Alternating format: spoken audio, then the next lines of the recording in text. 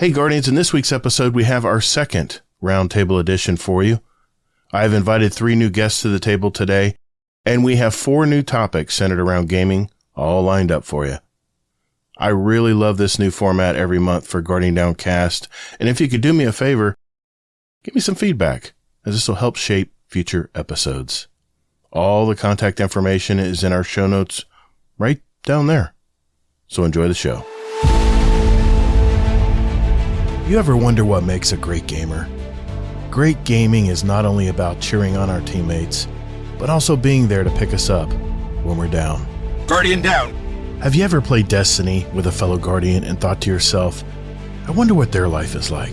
Questions like these spark conversation, friendship, and community. We're a Destiny 2 podcast that focuses on 3 things: community, news around the gaming industry and Destiny 2, and thought-provoking topics in the game. We're Guardian Downcast. Your stories, your community, your destiny.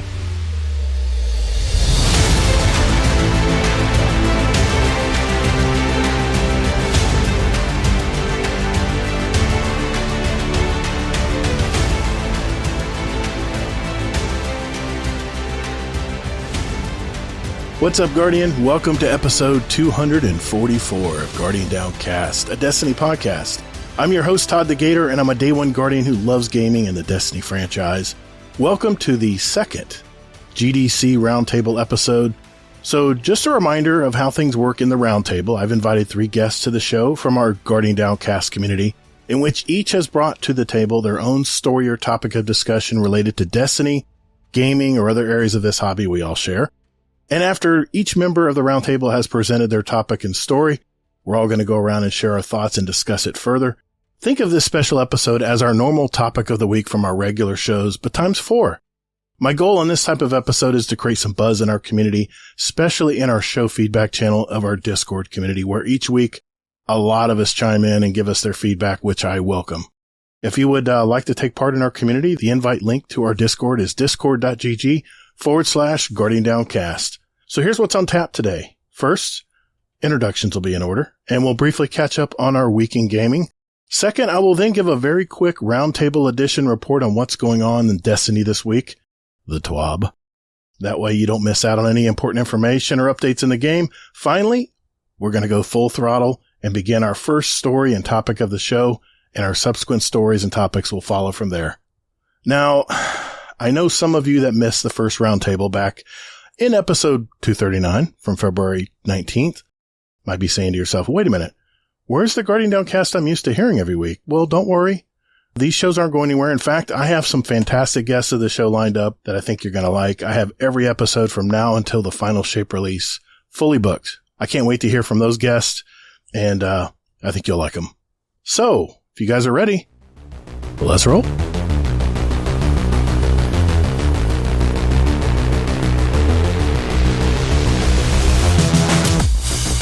Hey, thanks for listening to Guardian Downcast. There are several ways you can contact us. First, you can find us on X at Guardian_D_cast, where we also post our newly released episodes every week. Or you can find us on Instagram at Guardian_down_cast and see what pics our podcast guests want to share with you guys. We have a brand new website. Just visit GuardianDowncast.com, where you'll find all of our contact info, leave us a voicemail, give our show a rating and review, search for any episodes, or even give back to our community. Also, don't forget to sign up for future updates to the show, where we'll also have some random drawings throughout the year, and you may win a gift card or even some GDC merch. You can also follow our Guardian Downcast shows song playlist on Spotify and Apple Music. We post those links in our show description every week, so you can follow along with us. And finally, you can send us an email at guardiandowncast@gmail.com. So check us out, and later, Guardian. Okay, some introductions before we begin the show today. I want to introduce our 3 Roundtablers for this episode. Our first member of the Roundtable has been an instrumental community member and has helped Sherpa many people through raids, dungeons, and much more. He's one of the co-hosts of the Guardian Hub podcast, and I've gamed with this man through several dungeons and raids, and he's the man. I also have met him and his wife in real life when I visited Utah last year. If there's anything you want to know about Apple products, he is a certified Apple consultant. So please welcome my friend, Kingsley Mack. How you doing tonight, sir? How's it going, Gator? Thank you so much for the intro. I'm glad to be here tonight. I got some Vita tequila in hand. This is actually Utah's only sourced tequila brand. It's made in Mexico still, but this you can only get distributed through here. Really good. It's a Añejo. And just glad to be here. And I know when you were last in Utah, you visited Zions Park. Well, the wife and I just recently went there for a little weekend getaway 2 weeks ago and had a lot of fun. That is an awesome park. It doesn't even look real. It's so beautiful. Yeah, it is a favorite for even us here. And we don't even visit that often. It's always like, oh, we can get to it at some point. But nice. We did a couple hikes and I had a lot of fun. I'll have to send you some pictures sometime. Yeah, I'm curious what hikes you went on too. Yeah. Awesome. Well, thank you, sir. Thanks for joining the roundtable tonight. Our second guest of the roundtable has also been a prominent member of our Guardian Downcast community and always has great ideas when it comes to bringing the community together. He's been a big part of leading events in the World of Warcraft community as well in the past. I'm also on a mission to get him through all the Destiny 2 raids before the final shape arrives in June. And I have to tell you, he catches on very quickly whenever learning a new raid. He's one of our newest community moderators as well and can help you if you need to join a clan or find your way through our vigorous Discord. It's Nico, aka Jersey. How are you today, sir? What's up? Pretty good, actually. It's a long day at work and got my sleep in, and I'm ready to rock and roll. Yeah, dude. We've been talking about this show for almost a month now. I think I set the party up about a month ago, so we are ready to roll tonight, man. I can't wait. Well, thank you again. Our third and final guest of the roundtable tonight has been a longtime member of our community who is also a railroad coal loader, and boy, this is a real blue-collar guy, and you'll never meet a nicer person, as I have also met him in real life at GCX last year. He's another great community moderator in our Guardian Downcast Discord and our Guardian Downcast 2 clan leader. All I can say is the fantastic beard is real, y'all. It's Hammercrasher 32. How are you tonight, sir? Pretty good. It's a long day of appointments trying to get stuff straight for my mom. She's trying to get her moved into assisted living. Oh. And then dentist for the boys. And then made some twice baked potatoes. So, you know, I'm fat and happy. Yeah, I love baked potatoes, man. Well, good deal. Thank you all. Thank you all for joining tonight. This is going to be a lot of fun. All right, before we get to our first topic of the night, let's go around the horn here real quick. What have you guys been doing in gaming this week? Or what have you been doing in your lives this week? I know, Kingsley, you mentioned you went to Zion, with your wife, this last week. What else you been up to, man? A couple weeks ago. But yeah, what I've been up to, doing a little bit of Guardian games. I actually generally don't like the Destiny seasonal events as much, but this Guardian games I've liked a little bit more. Probably mostly because of the skimmer and the diamond medallions. When you have things like raiding, it kind of makes it interesting. Also, I've been checking out a new game. Just came out yesterday, Dragon's Dogma 2. What do you think of that? This game is fun. Shout out to Kato for recommending it, the original one that was like 10 years ago. But it's a really good action RPG. It has like a lot of the RPG elements, but heavily action-based, exploration-based. You have a whole crew with you, like a fire team at all times, an NPC of like your main helper, and then 2 other people you can hire on and off. And so far, I'm enjoying it a lot. It's not overly complicated other than trying to figure out all the little materials and stuff, but all the other menus and systems are pretty good, and I highly recommend it so far. Would you say it's like that Souls game I'd played with all the boss fights and stuff? Is it very much similar to that? What am I thinking of? Elden Ring? I haven't played that game, and I don't think so. Okay. I think this game isn't extremely hard, but you can run it on harder and harder levels once you go further and further. But I probably wouldn't say it's like that unless someone knows better. Well, I mean, it's a good time to try a new game because let's face it, Destiny's going to be a while before it gets going again. But what about you, Nico? What have you been doing this week in gaming, man, or in life? I've been playing Destiny 1, going back through, seeing, what all you can learn since we had that conversation of, people being lost and stuff, trying to experience that myself again. And I actually busted out my original Xbox and tried playing some of those games to compare to the ones I've been playing recently. And the nostalgia is definitely kicking in for sure. Yeah. And then, Saturday we rocked out at King's Fall. That's right. We did. That was fun. And it was fun. I already told my friend that I'm going to take him through it. Yeah, I'll just apologize now. I was not in it. I was just My mind is really weird. I had a weird hiccup where I just couldn't think straight that day. I was trying to explain all the encounters and I just couldn't put words together. My mouth just wasn't working that day, but it's okay. You had to be there also. Kingsley helped out. Absolutely. And, I think, Proper Porridge was there to help out as well. Yeah. So, we had a lot of help. Yep. Thanks to all those guys who joined up. I think Mr. Monkey was, Mr. Monkey. It was Hades.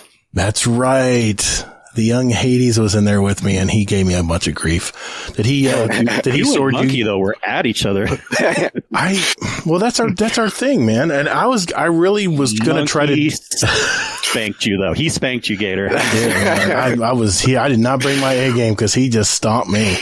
I had nothing for him. Anything I said, he had a great comeback for. So, it was, one and done. He was definitely the champ that day. But, thanks to everyone who joined up that week. That was great. We'll do another one soon. I think I'm going to be playing Gambit tomorrow with my Gambit team. We're going to be joining, Stormcrow's, Gambit tournament in a couple weeks. And, but yeah, good deal, man. I can't wait to get you through. What's the next raid you want to get through? Is it, now we haven't gotten you through, Garden of Salvation yet either, have we? No. Kingsley? I'm in if it's a div run. Oh no, not a div run, please. Oh my gosh. Remember, div doesn't make the raid any harder. It only adds like 5 minutes of extra puzzles. You have to pass it to get Divinity. So if you're with a crew that can't pass it, you don't want to give up. But we'll have to handpick a team again. We'll have to handpick killers. You know me, I love Garden. It's probably that and Vow are my favorite raids. It's my favorite. All the weapons and all the game, the Garden weapons are my favorite, hands down. Yeah, I love those weapons. Well, I'm down for any one. We got a Garden left. We got the original. We got the Vault of Glass we got to do. Am I forgetting anything? What else we got left? We haven't done the new one for Lightfall. Yeah. I can't ever remember the name of it. I don't know why. I'm never going to get It's that the new one, and I'll never remember it. The Ron raid, Ron, yeah. Ronald McDonald raid, yeah. So we got 3 raids left to do before Nightfall. We'll get them done. I think it's 4. 4? Because it's, Vow, Vault of Glass, Ron, Vow. Oh, you haven't done Vow. Oh, yeah, it is 4. Vow's going to be a tough one. Vow, that's going to probably be your most challenging raid.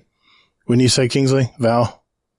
Yeah, Vow's generally a little more challenging than Garden. Garden's last encounter can be pretty challenging, but I'd say in general, Vow can be a little more challenging. Yeah. Well, I welcome the challenge. Oh, you usually are easily face the challenge and do well. So I'm not worried at all. I'm more worried about me than anybody, to be honest. I got to remember how to do these raids half the time. And Mr. Hammercrasher 32, how are you tonight, sir? What have you been up to this week, sir? Let's see. I did an impromptu. Well, it was impromptu to me raid. It was a bunch of the normal folks. I think it was Ronan, Cloud, Scarlet, Zebrak, Alley Kate were all set up to do a vow, and their 6th had to dip out for whatever reason. So I took their place and knocked it out pretty quick. And then I've just been doing a prophecy, want to get those prophecy guns and a whole lot of PvP. Yeah, man. That's all I've been doing. I've been playing Supremacy. I played a little bit of Trials last week. That's pretty much been my week. I've been my wife's been home for spring break, and she's just been tearing up the house, man, just working on all kinds of stuff. In fact, I can't even use the bathroom over here because she's painting it right now. So that's it's kind of been my week in a nutshell. I've just been working. I've been working my tail off this week, so not a whole lot of time. Yeah, I've been doing that too. My work, we're on 12-hour shifts right now. Luckily it's just 4 days, so I have 3 days off. But there we go. Yeah, 12-hour shifts don't leave much time for anything else. I go to work and then I come home and sleep and then go back to work. Those 3 days off are really nice, but during the week it kind of sucks. But it's only for, I don't know, a little bit longer. Sometime in May, we're going to go back to regular 8-hour shifts. So, good deal. That will be a nice change. Yeah, I noticed you've definitely been working a lot this week. Yeah. And I also wanted to say I went flawless 2 weeks ago for the first time ever. Nice. And, it's one of those, sometimes you'd get get stomped, and like other times I would make moves that were good. I'm like, holy crap, maybe I do know what I'm doing. I have learned a little something. But, it's just luck of the draw with your teammates and trials. Wait a minute, and, you did a solo? I could. Yep. Congrats, it's just, I was surprised. It was like, got to game 7, and actually when I was like, holy shit, it's possible. I didn't think it was going to be possible for me. So that reminds me of the time that me and Warcry were playing. I had already had wins on my card, and he had started his from fresh. And we won our 4th game, which ends up being my 7th game, and I was flawless. I didn't even know it. I just accidentally fell into it. And I said, I'm sorry, Warcry, I gotta go. I gotta head to the lighthouse. He goes, you son of a bitch. I'm sorry, man. I already played a little bit before you got here. Yeah. So, well, excellent. Before we move on to our first topic, though, I want to just quickly go around the horn here. What do you guys think of that Bungie live stream on Tuesday? I did give a larger review on our latest Guardian Hub podcast. Okay. Check it out when that comes out. But playing Destiny for 10 years now, I have pretty good prediction ability of how long an activity will stay interesting. And I'm a little worried about this activity. I think it's really awesome, but I don't know why everyone keeps wanting. By the way, this isn't a true horde mode. Bungie's careful to not call it that either, but we're kind of like with this activity more or less staying in place a lot more than other activities. And to me, Coil is more interesting where you go into different arenas, fighting different bosses and stuff. And we can only place the defensive things in certain places. But all this being said, I'm totally looking forward to it. I'll see how it is. If I had to guess ahead of time without actually playing it, on an excited scale of 1 through 10, I'd give it about a 6. But I think it's really cool that they're trying something slightly different. And you can hear my longer review on the podcast. Well, definitely. You guys got to listen to Guardian Down the Guardian Hub. Sorry, I'm used to hearing my own podcast. Yeah, the Guardian Hub. He puts it in the Check This Out channel in our Discord, by the way, when it releases. So keep an eye out for that. Always a great show. I listen to it every week, by the way, because I'm always got to keep an eye on. Kingsley is always calling me out in all of his damn shows. Yeah, where's that red subclass, by the way? Let's move on. Nico, I know you weren't very excited, were you? I'm so excited.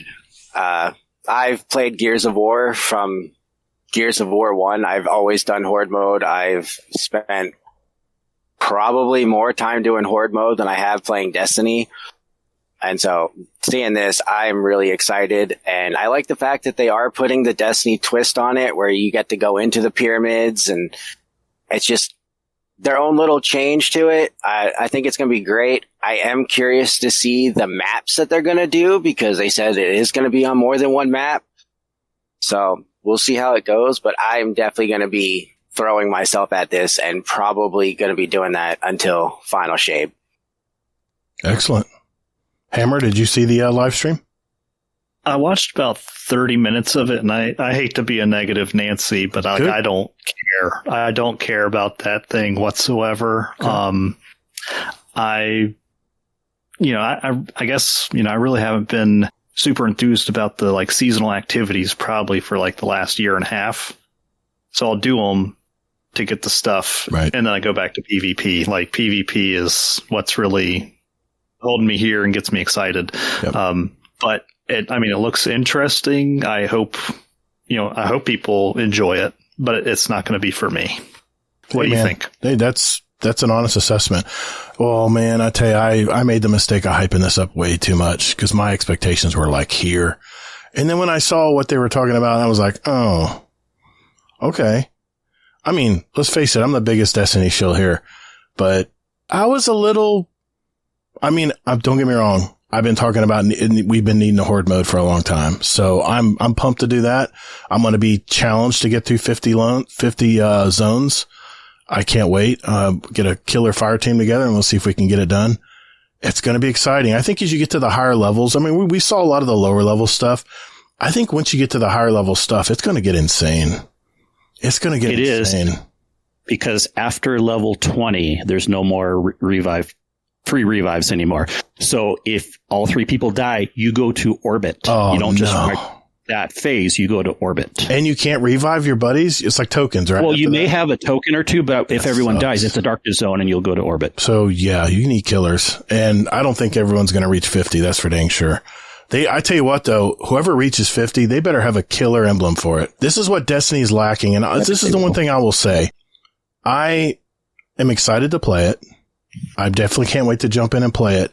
But if the rewards are not apropos with what I'm doing, if I don't see that inaugural address, Pulse Rifle next week in the next stream when they're talking about the weapons and rewards, I'm going to be a little disappointed. I've heard rumors that the Red Death is going to be in there. God, I hope so, man. I will never. You're only happy if it's Pulse Rifles.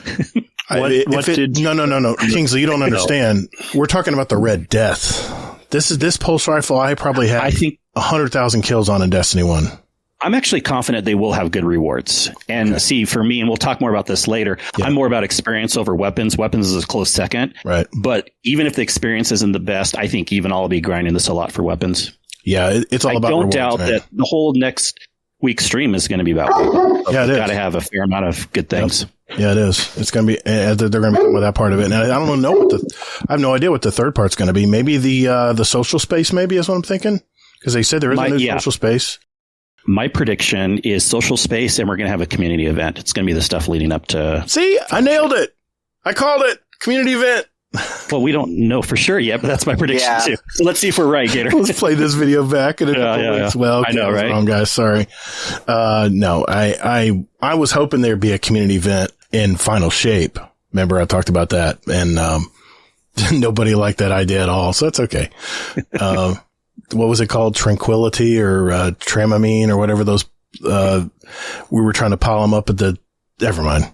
Oh, yeah. I forget what it's called. I can't remember what it's called. Pace yourself, Kingsley. You got the last story tonight. I don't want you sloshed by the time we get to the end of the show. Oh, don't worry. Okay.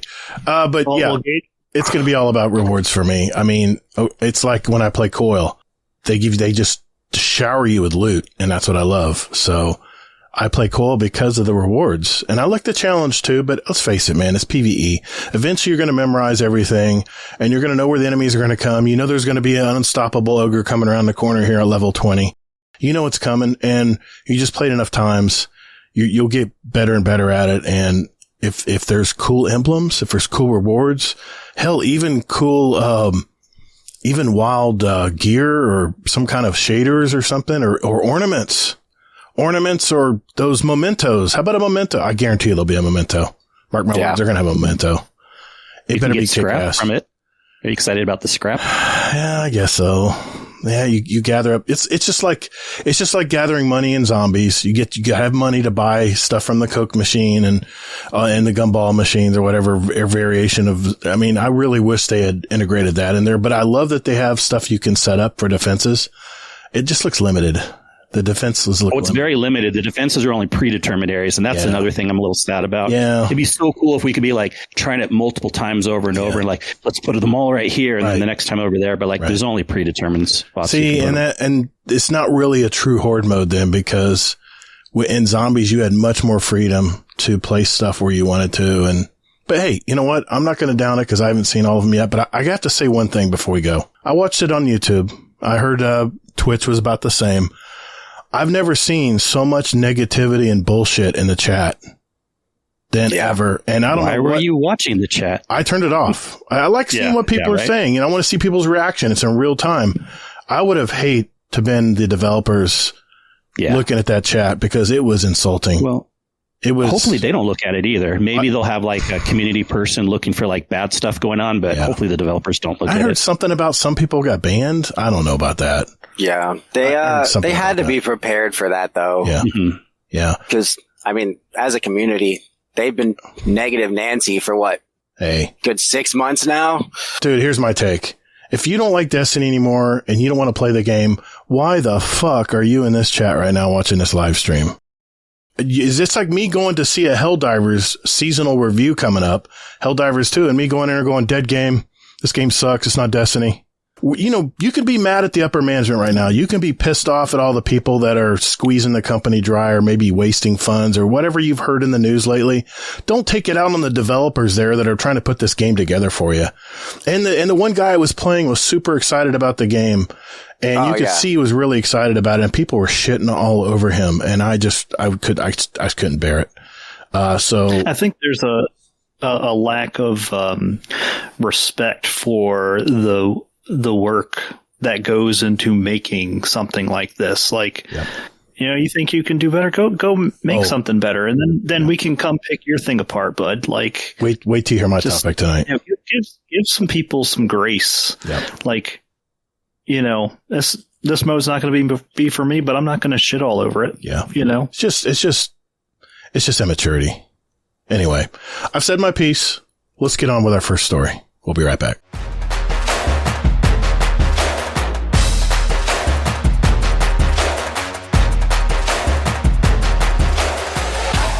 Hey y'all, this is Sin from the Guardian Hub Podcast, the best hub on the net, and you're listening to the Guardian Downcast, the best cast on the net. Yeah, I'll Venmo you that later. All right, Hammer Crasher 32. You're up first, sir. What do you want to bring to the roundtable tonight? So I want to bring the topic of tilt to the table. I found an article from GNM News online. In there, it was called "Useful Tips to Overcome Tilting in Video Games." And first thing I think is knowing what tilt is. And tilt is a negative reaction to how your game is going, generally causing you to become increasingly more stressed and angry. It originally came from pinball, where you start getting irritated and the pinball machine's not working how you want it, and you start wiggling the thing around. It'll say tilt, and your game will end. And then, you probably get even more pissed off. And it kind of morphed into the poker scene, where people start making bad bets and make worse bets and it just kind of snowballs. So it's the same thing in video gaming, where you're not hitting your shots or whatever the thing is, and you just keep on playing worse and worse and worse. So one thing I wanted to point out too is being tilted and being toxic are not necessarily the same thing. Being tilted is most of the time more of a internal thing. You're pointing at yourself, being frustrated at how you're playing, not so much how your teammates are doing.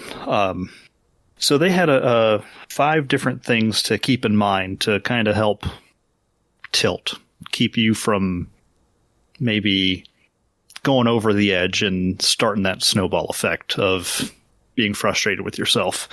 The first thing is knowing when you're getting tilted, or just, kind of like headed that way, kind of, like a nip it in the bud. Like, okay, I need to, I'm playing, I need to maybe chill out a little bit and, refocus on,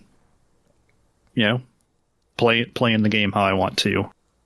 The second thing is, if you are starting to get tilted, take a break. Do something else. Kind of take that stress, whatever that may be, away.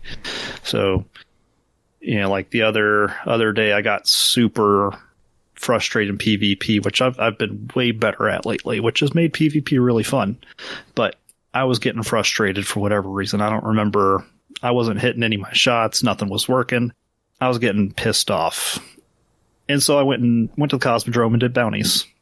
It's cathartic for me. So, I did that for half an hour, and I went back and got back into PvP and had some more fun. The third thing is, remember that this is a game. Like, if you're not having fun, why do it? So, remember that this is your entertainment. This is the thing that you're doing to unwind, have fun, play with friends. You don't want to be that guy that's, getting frustrated at the game and, impacting your friend's gaming experience. Number 4, learn from your mistakes.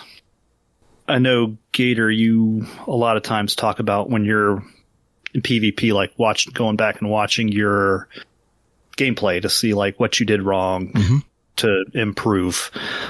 I think that's a big thing, because like in PvP now I know I can recognize what I'm doing wrong. And in Destiny, I probably tilt more in PvE stuff, and that's probably why I don't play it as much. But like I'll play something and I'll get so fucking pissed off. I'm like, how do people get through this stuff? I can't make it. This fucking sucks. I don't want to do this anymore. And, that kind of reverts back to, this is a game. This is supposed to be fun. So I struggle to learn from my mistakes in PvE, I think. So that's probably why I don't enjoy it quite as much. Okay. So I don't want to be tilted. Therefore, I don't play PvE as much.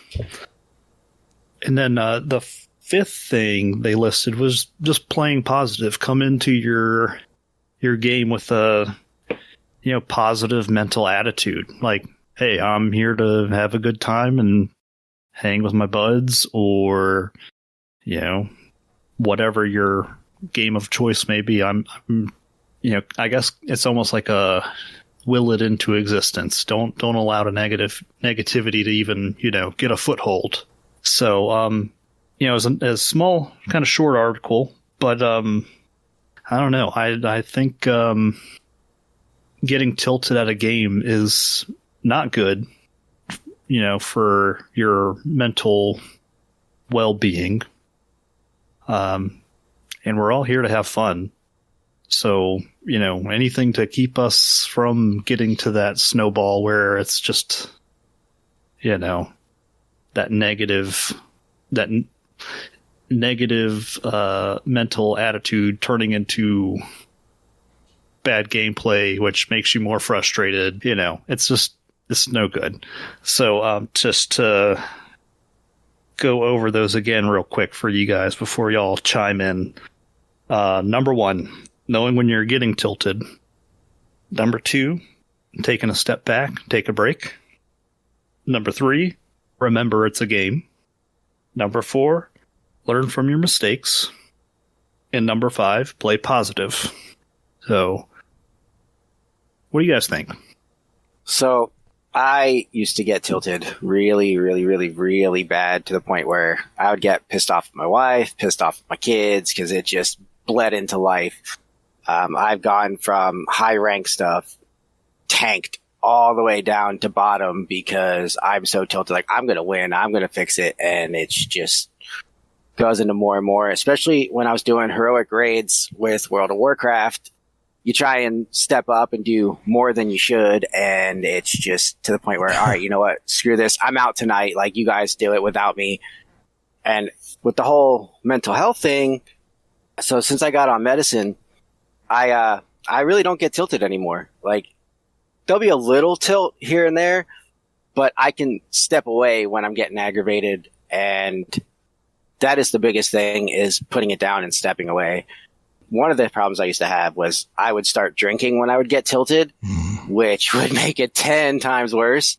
So it's just really stepping away, and realizing, like I've said, it's a game. You're supposed to enjoy it. If you're not enjoying it, there's 100 different games that you could be playing that you could enjoy. And if you're that tilted playing a multiplayer game, go play something single player. Do your own little thing and de-stress yourself. Yeah, good points. Good points all. What about you, Kingsley? You're always pretty well-mannered. Yeah.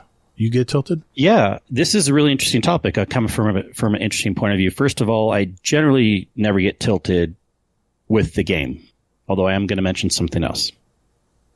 Even though I don't love PvP and I'm in it much, whenever I am, I never get upset, doing things in PvE or whatever. I think a lot of it does have to do with personality types too, because if I never even was as a kid, I'm thinking about playing games all the way through my life. I just really don't get tilted playing video games. But that being said, even though some of it can be a personality type or your upbringing, you can certainly try to overcome this, as like Hammer mentioned from the article and like Nico said. But talking about this too, I kind of had like a aha moment. Like, I think a lot of times why people get tilted is because they're taking something personally, right? You're in PvP, something's not going right, you're taking it personally. You're not doing good in a raid or something in PvE, you're taking it personally. I know my wife, when she used to raid, things didn't go right, and then she would get a little bit tilted. I can't say I never get tilted, but can you guess where I get tilted? It's not with the game, but With you guess another. Well, no, I get tilted with like other people. Oh, like I'm trying to explain something in a raid and people aren't listening. Why are you looking at me? Or no, Just or kidding. I'm looking at everyone. No, or how a community is going in the Discord and how people are acting. That's how I get tilted. And my version of tilt's probably pretty mild compared to a lot of people. Yeah. But I never get tilted with the video games. They're an inanimate object that does not bother me. I never take it personally, but I will get tilted with people sometimes. So even I have to work on that sometimes. I have a feeling this is going to zero back to your topic tonight. Because I know you, sir. I know your mannerisms now. I figured you out. Well, maybe. We'll see. Man, I could have sworn everyone would look at me after this topic because I'm just a fool. I'm just a fool when I get tilted. I'll give you a real life example. I was playing the PvP League with the Potato Thumbs podcast guys, and let's just say it's whoever you bring. Whoever you want to bring to play, you play. And let's face it, there's going to be some imbalanced games. There's going to be some games where you're just going to get run over.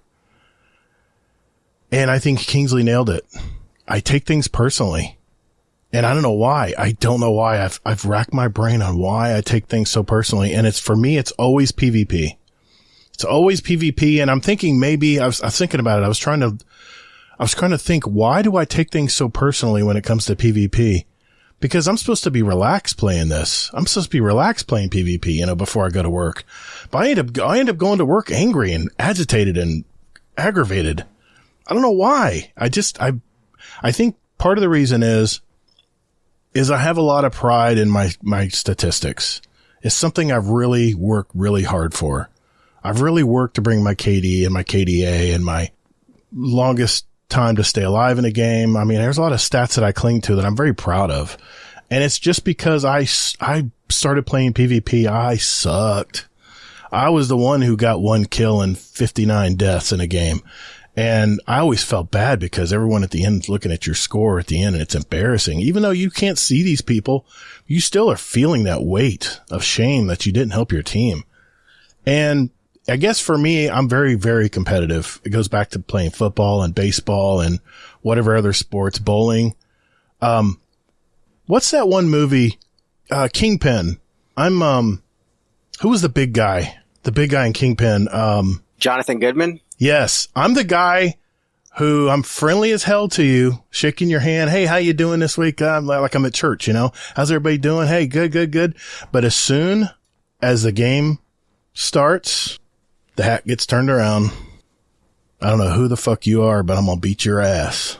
That's my attitude. I'm just very competitive. It comes down to how I was raised playing baseball and football. Playing football, you got to play angry. You got to play angry. You got to push off the line. You got to get that guy off the line when you're playing a lineman in football. And I guess that's just the way I was brought up playing sports, and it's transferred into my PvP now when I play PvP. And I'm going to tell you something, and I don't even have to volunteer this, but I feel I have to because it's kind of my penance. I was playing a certain team on the Potato Thumbs podcast PvP League one night, and this team just had our number, man. So we got to the last map, which is like 3 maps for the night you play. I was just so irritated, I just jumped off the map. I was like, I just want this to be over. I just want to jump off the map. You guys win. Bye. I'm out. I just wanted it to be over. And the community member in me said, you know what? I need to go to that team. I need to jump in their chat and say, good games, guys. Just wasn't my night. Thanks for kicking our butts, and leave. And they were speechless. And one of them actually reached out to me and messaged me and said, dude, is everything okay with you? I says, we were kind of speechless what you did that last game. jumping off the map purposely, and my teammates had to be embarrassed too. And here's the thing. I can't redo that. People are going to remember me jumping off the map, just being pissed off about how I'm playing. And people think it's because I'm mad at them. It's not. It's always me. I'm always pissed because I didn't do something right for my team, and I let my team down. And that's why I take it personally when I play PvP. And I know I shouldn't. I know it's a damn video game, Hammer. I know that I probably should have gotten up and said, listen, can we take 5 minutes? I just need to stand up and go walk around or something. But it was a league. Everyone was trying to get their game done and then on with their night. And the rest of the night, I just played pissed. I was pissed off. And Warcry knows me. He's known me for a decade now. He's so used to how I act, and he gets a kick out of it because I'm acting like a fool. I'm acting like a little child sometimes. It's just so pathetic. But I used to be the guy who would message you and go, all right, good game, cheater. Now I've totally muted myself where I can't do that anymore, and people can't do it to me because I know it would trigger me as well. So when you submitted this story, Hammer, in the submit your ideas in the Discord, that's why I kind of insisted that this be the story you talk about tonight, because I have to really work on this. It is really something hard that I can't explain why I act like a fool when I play Crucible. And it's funny, when I play raids, you can ask Kingsley, I'm pretty even keel. I know we're trying to learn the raid. My mindset is in the right place. And yes, I get frustrated if I do something stupid. And like you said, Nico, where you try to do too much in a heroic, you can ask Kingsley. I do that all the time. Kingsley's like, dude, do your job. Don't worry about these people over here. If they mess up, they mess up. Do your job. Or my head's on a swivel where I'm trying to make sure everything's working right.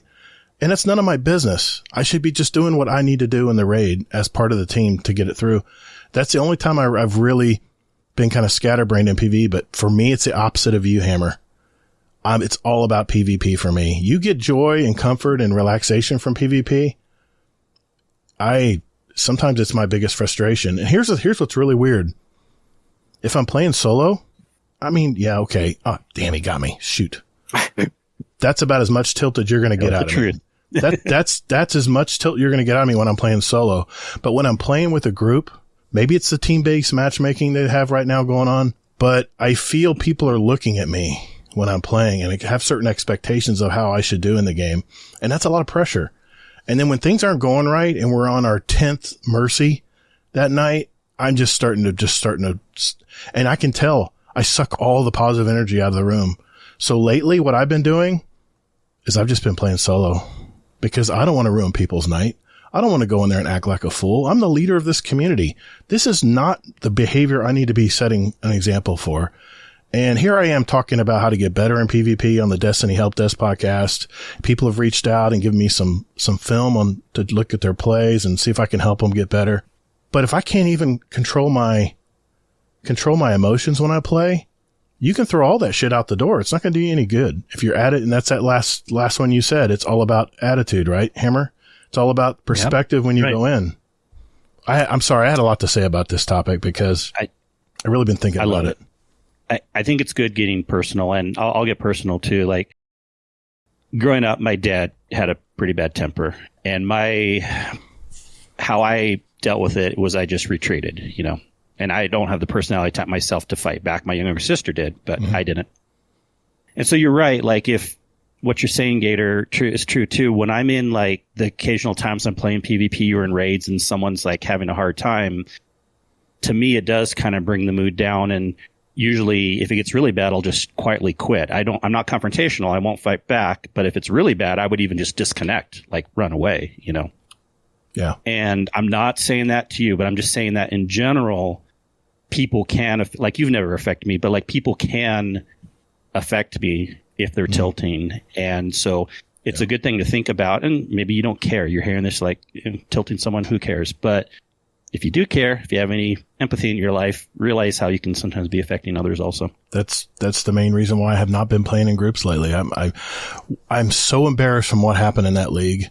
It's a black mark on me now. I can't do anything about it. So I've got to check myself. When I'm playing in a group, I have to have fun. If I don't get one damn kill in that whole game, I have to be okay with it. If we just get run over and we get our butts kicked, it's just a game. It's just a game. Who cares about my stats? And what's funny is it was a private match. None of those stats even counted toward my stats. Here I am getting all upset. Like I said, I just apologized to everyone in that PvP league. I acted like a total ass, and especially to Fluffy and Nips, who were trying to run it. And if someone came in our scrims and did the same thing, I'd be a little upset too. So I can't apologize enough for being such an ass when I played. And I think for now, I just need to set out of that stuff. And on occasion, jump in and play with some of the community. But I don't know what's going on in Crucible right now, but it's very, very frustrating when you play in groups. And I think that's a trigger for me, and I can't be in that environment right now. Well, I would definitely say the team-based matchmaking doesn't do big groups with lower skill levels, or like even medium to low skill levels. Yeah. That doesn't do those groups any favors. And you're just going to get trounced. But, I alluded to it earlier where I don't know, probably about a month ago, I don't even remember why I was getting pissed off, but I was getting pissed off. And the dude I was playing with, I messaged him the next day. I was like, sorry, I was being a whiny little bitch last night. It's all right. I accepted your apology. And but that's part of it. Like what you did, it's taking accountability for how you were acting or whatever you want to say. But, it's also like for you, it's right now it's, recognizing that there's an issue there and trying to work on it. And I mean, really, that's all you can do is, try to do better. And if you didn't care, Gator, it would be bad. But the fact that you care, I have the empathy. I empathize. And I realize that when I go in there, sorry not to interrupt, Hammer, when I go in and Princess is all excited because I'm joining the group and playing, and she's goofing off, she's just having fun. She's just goofing off with her glaive and trying to glaive me off the map and stuff. And here I am taking it personally. I'm like, Todd, what the hell are you doing, man? What the hell are you doing? And then by the 10th game, Princess doesn't quite have that energy anymore. And I feel so guilty because I know I'm the one that sucked it out of the room. So I got Iron Banner coming up. I've already signed up to be in the group. So please send your prayers my way. I'm going to need them. But I'm going to have a whole new attitude when I play Iron Banner. I'm just in it for the loot. So whatever happens, happens. Or just split into 3-man groups. I've done that before and just stayed in the same voice chat. I mean, you're still hanging out with people, but you're not having the punishment of the team-based matchmaking stuff. Yeah. But, like taking little steps like that. But I know I try to not get into a place where I'm like talking shit about the opponents that I'm playing, because they're just playing the game too. So I'm like, fuck that guy, he just killed me. Also, that was a good shot. So I mean, I can't. I mean, that's exactly kudos to you. That was a good shot, but that sucked for me. Yeah. But but I have been in voice chats with people that are like very vocal about the other people playing. And it's like, I don't want to be here. Yep. Like, I want to hang out, but I'm not going to hang out here if, you're going to be like that. And I think it's kind of piggybacking on kind of like what you were saying, like sucking the energy out of the room. Like, I don't want to be the reason that somebody leaves a voice chat or goes somewhere else. Like, I want to have fun. So, I think it's recognizing before you start getting tilted. For me, is recognizing before I start getting tilted to like, okay, I need to check myself before I even get close to that cliff. Yeah, just if I could add one more thing, there's a couple content creators in the Destiny community I want to give a shout out to because they show how it should be done. The first one is Cool Guy. He does gun reviews. He's very good at it. He's very thorough in his videos. I've loved this guy. He's a good friend of True Vanguards, and you guys know I have a man crush on True Vanguard. But he's a very close friend of True Vanguard. They used to game together a lot on the Xbox. And as he's doing commentary, like live play about the gun he's doing, he'll actually say, oh, that was on me. I should have done this, and I should have gone this way, and I should have ducked here, and I should have used this cover more effectively. That was on me. Every time he died, his attitude was, okay, I should have done this, and I should have done that. That was on me. Never once have I heard him say, that's bullshit. That guy's cheating. What happened there? That didn't look right. The second person I want to call out, which I've been watching lately playing Trials, is Grenader Jake. He does, oh my God, the guy streams all weekend, giving free carries. He doesn't take paid carries. He does raffles and you gamble carrots or something and you enter a drawing. And if you're drawn, hey, join up, you're playing. And he usually has one really good player with him that helps him through. But I was watching him one Saturday, a couple Saturdays ago, and he was just getting owned. There's nothing he could do. You know what he did, Hammer? He says, hey, chat, I need to stand up. I need to go take a walk for a second and clear my head because I'm not in a good place right now. And he played something in the background and got up and took a walk. He's got 5,000 people watching him right now. But I really had a lot of respect for the guy when he got up and took a walk to clear his head, came back, got right back in the saddle. So maybe I should learn something from that. That I need to just say, hey guys, I'm going to drop out of this game. I need to go to the tower and get something. You guys go ahead and play one. And I really want to call those two guys out because they always have very good attitudes when playing Crucible. And if you want to watch two people and learn more about stuff in the Crucible, Cool Guy Games on YouTube and Grenader Jake on YouTube and on Twitch. Both those guys are solid people if you want to learn how to play PvP better. Well, if I can add a little bit, I totally understand the whole playing football and growing up that way.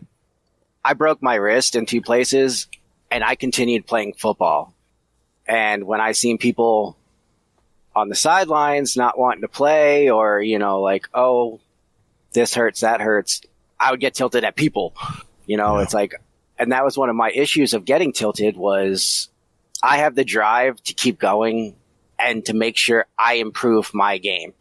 And when I'm sitting there and watching people and trying to teach people not improve, I start getting tilted, but I get in that mindset of like, I used to get in the mindset of like, okay, well, I can't teach them, this is going nowhere.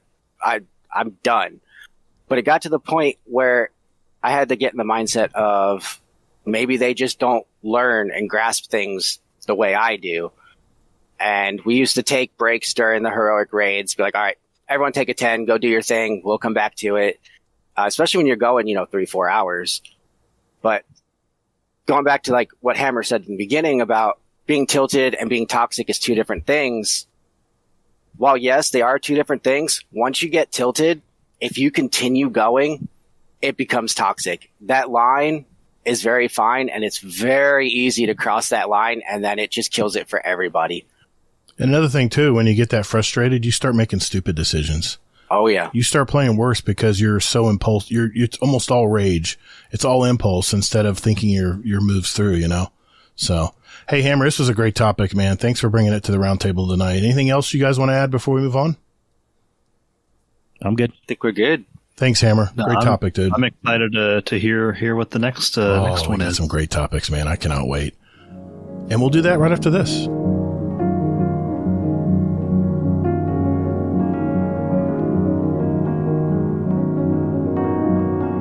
Hey, it's Kato here.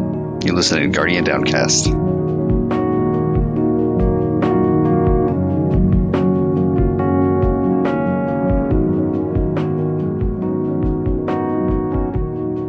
Nico, aka Jersey. I'm really looking forward to your topic as well tonight.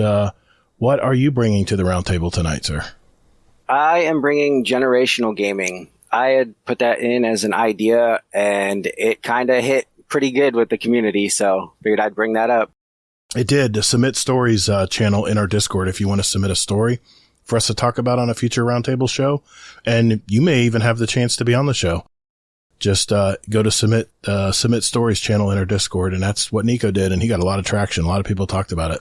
So I figured we'd start off kind of simple of just, the generation games back from, Atari, NES, Sega, all the way up to, current gen. But really, if you think about it, you started off with, Mario and Sonic. Those were the two everyone knew. PlayStation, Xbox came out. It was Crash, Spyro, Halo. And then it went to, 360. I really feel like that's when COD and Battlefield, they just took over the playing field for that. And then, unfortunately, my personal opinion, it went to Fortnite, Roblox, and Apex Legends, and pretty much everything has a battle royale now. But point number 2 that I have is, the way I see it is, Atari, NES, Sega, we were all learning how to game. We didn't really know anything. It was like, hey, let's pick this up and throw our head against the wall until we can figure it out. And, PS1, Xbox, the PS3, PS4, Xbox One, we're growing with, as gamers. We're passionate about stuff, found out new passions, found stuff that really hooked us, and we stuck with it. And now, current gen, I feel like we have been spoiled and have kind of set high expectations. And I would like y'all's opinion if you feel that we've lost the ability to just sit down and enjoy a game and not pick it apart. So, being as someone who's gamed throughout all of it, I've had a system for every generation. I still have my Atari. I still have just about everything. I think the only thing I don't have right now is a Super Nintendo 64, the kind of in-between stuff. But I remember when Walmart and GameStop had built-in babysitters. Oh, you would go to the store, your parents would drop you off at those TVs, and you would just sit there and try the games and play it while your parents do the shopping, so you're not in the way asking for every little thing. And, now you go to the electronics department, it's like empty. You really don't see kids there. Maybe, adults, some 35, 45, the ones who started with gaming, they might be there picking up a game or, controller, whatever. But you look around the store, almost every kid you see will have a smartphone or an iPad, and they're glued to it. It's not at all the way it was, and the kid starts whining and asking for every little thing because they're right there in the cart. And it is, in my opinion, a huge, huge change. And I feel like it's almost become harder on the parent with that stuff not being there. And I also feel that games, well, it's more of a question, is have games gotten more complicated, or are we just losing our touch as OG gamers? We used to plop in a disc and it'd be straightforward, play through the disc, done, beat the game. Yeah, there were challenging stuff. I don't know if y'all ever played like Isle of Mists and stuff, but that was pure puzzle. But never finished this. Never finished it. Me neither. I got frustrated. I kind of got tilted and put it away. But now, and Gator, you might understand this one. Put in some games, can you even figure out the menu? You talking about my comment about the new zombies in Call of Duty Modern Warfare 3? Yeah, it used to be you put it in, start game, single player, multiplayer, boom, that's it. And now it's, you need a roadmap just to get to where you want to go. Call of Duty is like someone with ADHD. It's a nightmare because if you look at the loading screen for Call of Duty, there's like menus on top of menus. You'll have like 4 quadrants of just all kinds of drop down menu stuff. And if you've never played the game before, man, it can really confuse the hell out of you. And I just wanted to play a solo game of zombies, and it still said looking for players. I'm like, well, no. I want to just play fucking solo zombies like I did in all the other zombie games, and it would not let me. And apparently, from what Admiral Nips told me, You can still play solo zombies. You just got to check some box somewhere. It says do not fill fire team or something. And I didn't know where that was. And I've been gaming all my life. You kidding me? And I just got frustrated. And guess what? I didn't play zombies, and I haven't played zombies since. And now that someone's told me how to do it, I plan on jumping back in, but I set that night aside to jump in and play zombies, and I couldn't even find the damn screen. I didn't know where to go. I didn't know what. Anyway, continue your point. I'm sorry. Jumped in there. No, you're good. And I mean, I think it's kind of great with this following Hammer's point, because right there, you got tilted over a menu because it's changed so much. Yeah. But I mean, so really it's a point one, the different type of games, learning new passions, and the question of, have we been spoiled? Have we set expectations too high? Have we lost the ability to just sit down? If you have any opinions on the built-in babysitters, that's what I always called it. Even as a kid, I called it that. And, have games gotten more complicated, or are we just set in our ways and losing our touch? I think games have gotten easier, or maybe it's that I'm older and have more patience. But when I was a kid, I never beat any single Mario or Mega Man or Zelda or any of that stuff, because when it got like somewhat hard, it's like, okay, this isn't fun. I'm just gonna go outside and ride my bike now. Or maybe like when I started playing Destiny, I was probably not the best player, so everything was tougher.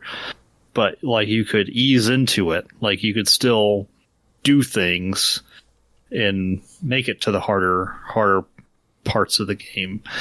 And I feel like with like Mario and those kind of games from back in the day, you didn't really, they went from easy to hard pretty quick, at least in my experience.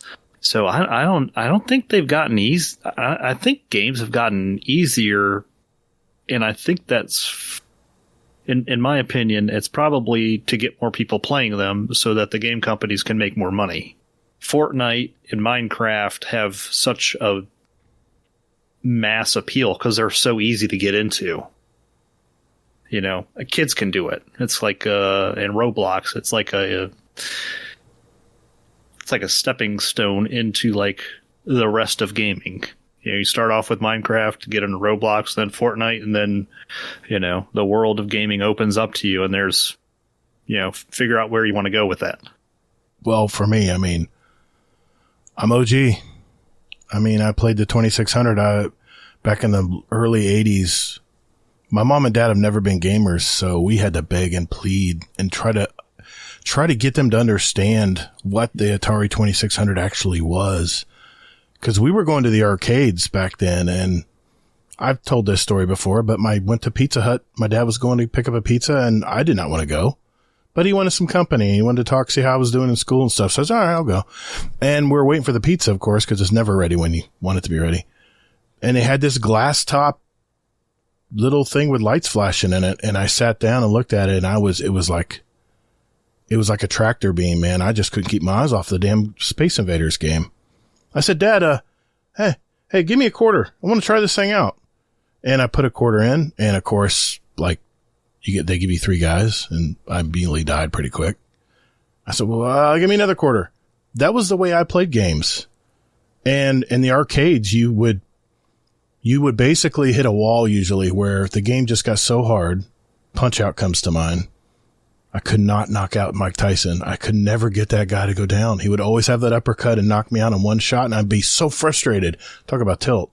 Maybe that's where I learned it. But, and I'll zero back to that on my story.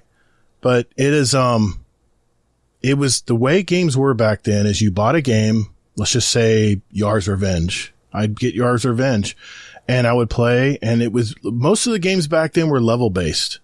Mm-hmm. You would play until you couldn't get past the level, and you knew where you were in the level. In fact, when I played baseball, I talked to my friends, well, what level did you get to in Yar's Revenge?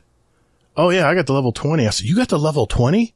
What did you do? How did you not die on level 18 where it does this? And I remember those days. And, I don't think I've ever ran credits on any Atari game.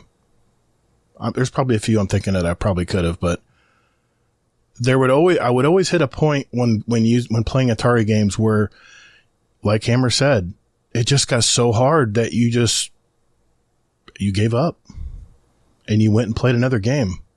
You went and when Yar's Revenge got too hard, you went back and played Space Invaders or Pac-Man or Tank Battle Tanks or whatever. And when I played Atari with my brother, my sister was too young at the time. My brother's 2 years younger than me. We would always play co-op or games against each other with the paddles and joysticks and stuff. Like Tank Battles comes to mind. And we would just play to have fun. We weren't worried about what level we got to. It was all about, hey, let's play some combat. That's the name of the game, combat. Let's play some combat. And I would always get pissed if he happened to hit my tank and blow me up. But today, I don't even thinking about, see, I didn't go the Sega route. My parents were not gamers and they were like, we're not buying these expensive Sega games. We're sure as hell not buying you an N64 because I was already in PlayStation by then. I went straight up through Nintendo, Super Nintendo. I did get ColecoVision before going to Nintendo. And then once I got the PlayStation, I was a PlayStation fanboy from then on. Played all the games they came out with. And it wasn't until PlayStation 3 where you could actually play someone online, multiplayer. That totally changed the game for me. And that was that big quantum leap where gaming just went. Because up until that point, you could only play Metal Gear Solid and your wife would watch you play at night after dinner. Well, let's see how far we get tonight. And that was level based, but it was story based.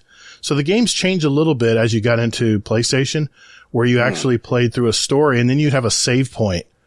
Atari didn't have.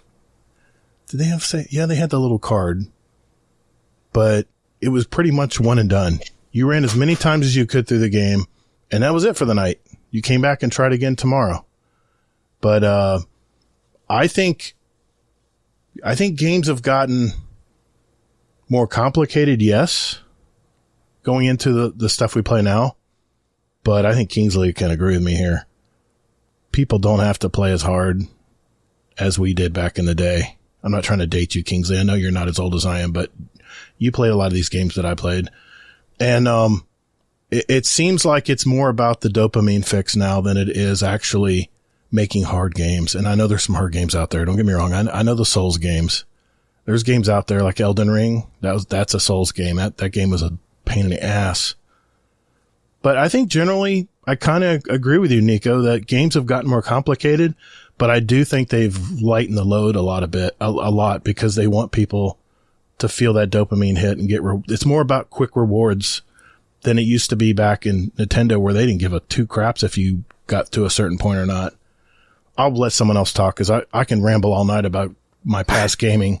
It's interesting because, there are a lot of there's 5 different semi-topics here that I was trying to take some notes and I don't have the time, or maybe we'll focus on some more later, but I'll just start with saying in general, I think it comes down to preference of what type of games one likes. And I'm going to bring this back again. Guess what? Personality types. But I kind of disagree for the most part. I grew up as a kid in the early 80s. So I've been through it all also. ColecoVision. I actually played the games as a young kid and played them all. And I don't think we're spoiled or games have gotten too intense these days at all. In fact, when I was young, I was because my personality type, I'm very visual and I like things. And even as a kid, I could see these Atari games and stuff and be like, this is fun, but I want more. Right. Mm-hmm. And I don't think it's bad wanting more. I don't think we have to say we're spoiled. That gives an impression we aren't allowed to like nice things or whatever. But I always wanted more. I was waiting for the day. This is going to loop to your topic too, Gator, later. But waiting for the day when games would get better, when they would do more, have better graphics, be bigger, be complicated with different systems. I think the topic of complication in games is hard to answer because games can be just as complicated back then as now if you're picking and choosing certain games. That doesn't matter. But yeah, there are more systems in games now. And I personally think that's a good thing. Now, I can understand why some people may get overloaded, right? You don't have to play those games. If you're a good developer, they will try to introduce systems gradually. I agree. Some games do it bad where they're like, they show you everything at once and it gets, overload. But you can have a complicated system that you get eased into, and then it's not really complicated because you're taught it along the way. And so that is a good point that, we should always try to do good with games. But, yeah, I don't know. I am 1,000% of the opinion we are in a better gaming situation these days than a while ago. Part of one of those questions about us being spoiled at the very end of it is, he said, have we lost the ability to sit down and enjoy a game and not pick it apart? And I think if you like a game, it's a lot easier to overlook things. But I think, the whole picking things apart, I think that comes from social media and being so connected with a community about a game, whatever it may be, where it's just so easy to go on wherever, Twitter, Instagram, Facebook, wherever it may be, and say, this game sucks because of XYZ. Where, back in the day, you would tell Billy down the street, I didn't really like that game. And then you would plop in another cartridge and play something else. I mean, some games today, they'll spend hundreds of millions of dollars on like a AAA movie.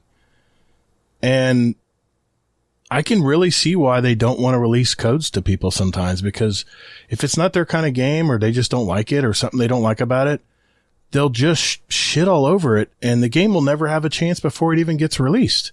People already have Steam reviews up before the game's even released to the public.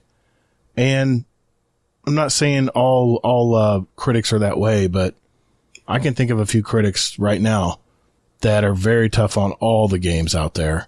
And maybe I'm just saying, maybe spread your research out among several types of critics, or maybe critics that think more along the lines you do. Whenever I listen to a movie critic, I always have to relate to the person first on what he likes about movies or she likes about movies before I'll listen to what they have to say. Because a lot of their points will overlap with what I'm thinking. I heard a guy reviewing Dune 2 on NPR one day when I was driving somewhere, and I was like, I think this guy probably just shouldn't have watched that movie, because I don't think that movie was for him, because it sounded like he just, hated it. It's funny. I saw a video today that says why I can't stop talking about Dune. The guy was just the opposite. Yeah. Yeah. It's I think it's just so easy to get your opinion, whether negative or positive, out for the masses to see these days that, I don't think it's fair to the people that put in the work to make that thing.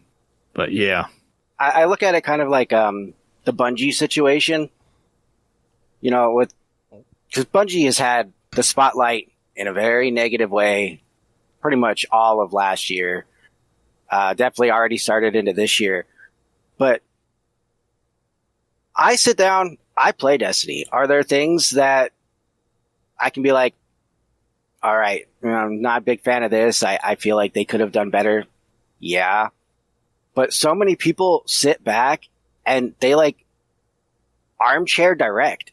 They're suddenly the best game directors you have, and Bungie's not doing this and they're not putting money in this. And that's kind of what I mean by not picking it apart, is these people are sitting back. They have no clue what's going on behind closed doors. They don't know the ideas. I mean, yeah, everyone said, okay, a horde mode's coming, but did we actually know? No, we guessed, we assumed. And I really feel like, really, since the internet has blown up, everyone is the smartest person. Not everyone, but there's a lot of people who feel like they're the smartest person on earth and they can do everything better because they can go in Google and type in a thing and suddenly they know exactly what goes into building a game. I think there's two things that have changed in gaming that have really affected gaming a lot. The first is obviously information overload. We have so much access to information, whether it's good, bad, or true or false right now, that we don't know what is real and what appeals to us or what applies to us even. The fact that we have so much information, back in the day, if you had an Atari game, the only way you could get people to try your game was what? Kingsley knows. It's the commercials on Saturday mornings with cartoons. It's the new Tetris game or whatever. They would advertise on TV. That was their only way they could get word. This phenomenon known as Helldivers 2 came out of left field. I don't think the I just saw the first advertisement on TV today from PlayStation because PlayStation realized we got a gold one here. This just came, it came really under the wire. No one even really saw this game coming. But what happened? People played it. Streamers started playing it. All of a sudden, it's just like Power World. It's the same thing. Everyone jumped on these games from all these streamers and all the information out there that just spreads like wildfire. So, I mean, I think when it comes to promoting a game now, I think the smart people are going to slip it to someone to try that is influential. And if they like it, let it just be one of those little hidden little gems. And then all of a sudden blows up like Power World or like Helldivers 2 did. But to be fair, Helldivers 2 did get good critic reviews too. Well, yeah, of course. But I didn't get to my second thing. The second thing was internet. Games were very solitary. You could only play them in your house with whoever was in your house with you. And if you wanted to play with somebody, guess what? You had to invite them over and give them the other joystick of the game. That's how you played games before PlayStation 3 and Xbox 360. There were LAN parties. Well, yes, we hear about a lot of people don't understand that, but LAN parties I never played a LAN party, but I've seen plenty of stories that I've talked to people about those Halo LAN parties. But you had to haul a giant TV screen or computer or your Xbox or whatever and all get into a stinky basement somewhere and hope that you had enough cords to plug into all the, would you use like a hub? Like a USB hub or something? What did you use to connect everybody? I believe it was just a splitter. Just splitting it. Split, yeah. See, I never got into that. I was into sports all the way up into high school. So I really didn't go down the D&D field. I did sports, but I also love video games. So I never really got to experience that, what is now called nerdy game culture. Because, back then in the 80s, being called a nerd was not a good thing. Now it's like awesome. I want to be a nerd, you know, but back then it was very negative to be called a nerd. If you were a nerd, you would get stuffed in a locker somewhere and people would ridicule you and make fun of you and stuff because you were too smart or you were into too much weird stuff and you weren't into mainstream sports and stuff. And it was a lot different culture back then. But the fact that when the internet came in Xbox 360 and PlayStation 3, that's what really was a quantum leap for gaming. I mean, that really changed things. Now we have to connect to servers before we can even play a game. And this is a topic I'm going to mention in a future roundtable, but nobody owns anything anymore. No. I was just about to say that. You don't own anything. If they decide to turn things off, you don't have squat. I talked about this with Xbox Game Pass, and everyone thought I was just being a hypochondriac, but I'm not going to go down that hole. This is your story, Nico. I will definitely go down that rabbit hole, but I'm going to save that for another roundtable. But well, if you're continuing on with Gator said, you go. I was going to say something about your point 3. Oh no, go ahead. Well, you had said something about you don't even see things in the electronics department anymore. I went through Walmart, I think it was last week or the week before, and went through the electronics department, and both the PlayStation aisle and the Xbox aisle had all of the games off of the rack. It was completely empty. I don't know if that's going on everywhere. Wow. They had taken all of the actual games out. You could still buy a controller and or a console or any of those accessories, but the games weren't there. Another thing too is there's no console demos anymore in retail stores. I haven't seen any of you guys. You guys see any computer screens with some consoles plugged into them? There was a Switch one at the one Walmart we went to, but that's the only one I've seen. So no more. Go ahead, Hammer. I think I've seen a Switch at GameStop, and then I think I saw something set up at Best Buy last time I was there. But it was, last time I went to Best Buy was like several years ago. What's the Best Buy? So I got a power surge protector there one time, I think. I remember going into a GameStop and being like, hey, like, could I try out this game? And yeah, sure. They unlock it. They throw in the game and you could demo the actual game. I also remember, getting the PlayStation magazines, and they always had that demo disc that you could try out. Now, they do free trials, but it was Baldur's Gate. You had an hour to trial the game. Really? It takes you just about an hour to create a character. You don't really get much gameplay. Wow. So, question about that, is that because, you have to have a license for the game now? So if they gave you the had the CD, you gotta be signed in to play everything nowadays. Servers. There's no Everyone wants your data. Playing as an anonymous user. Everyone's it's data, man. That's the new currency now. It's all about the data collection.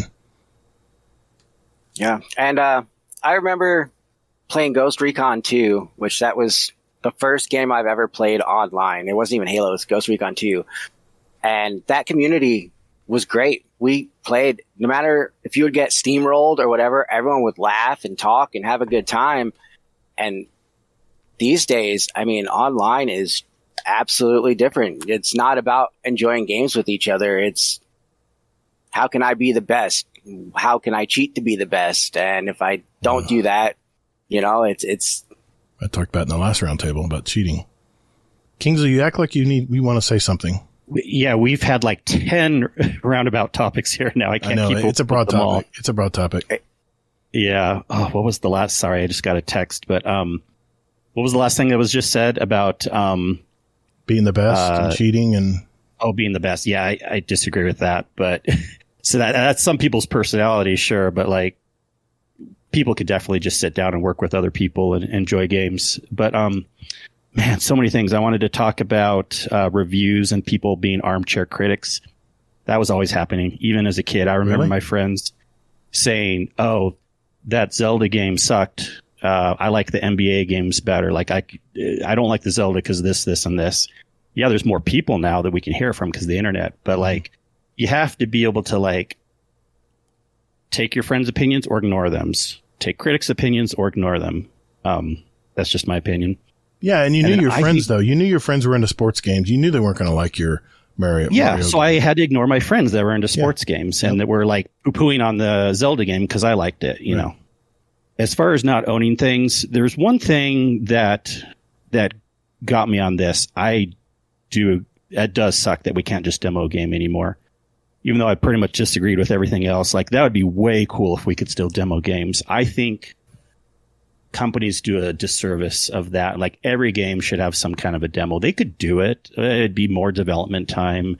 They might lose a little bit of money here and there for keeping that thing active, but they really should have demos for us. But in general, I like having online games and stuff. I mean, my Nintendo, they don't last forever. You can't plug them into new TVs. True. You need all these weird adapters and stuff, and they're going to break. But a digital game, I can re-download it again. Okay. Yeah, I may not fully own it technically, but there's pluses I don't know. and I minuses. still think things are in a better state these days. I'm always a futurist. I'm with you, man. I'm with you. I understand the problems and the restrictions and stuff, but I still think in general we're in a much better state these days. I'm always digital over physical. You know, give me a digital game because it's not going to break. If someone steps on the CD or cartridge, it's true. It's going to be a system that can last as long as things happen. Now, yes, the companies do have control over certain things, but that's more online games. And it kind of rightly so should be that way, because if you have to run through servers, we as a people can't demand that they're going to keep that running forever.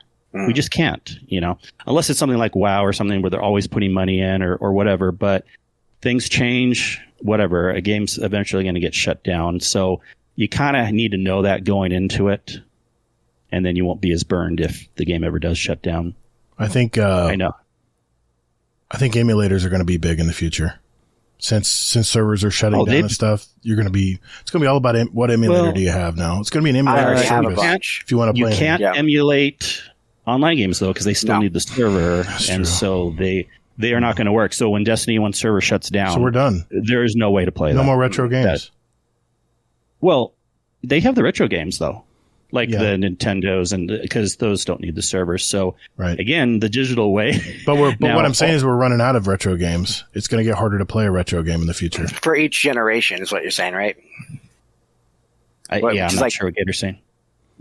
Destiny would be retro for, a 20-year-old, for us, it's not retro. Our retro is NES, but eventually it'll be retro for someone. Yeah. I still got the Destiny Blu-ray disc, but I guarantee you I won't be able to, if I put it in when Destiny cancels all the servers, I guarantee I won't play.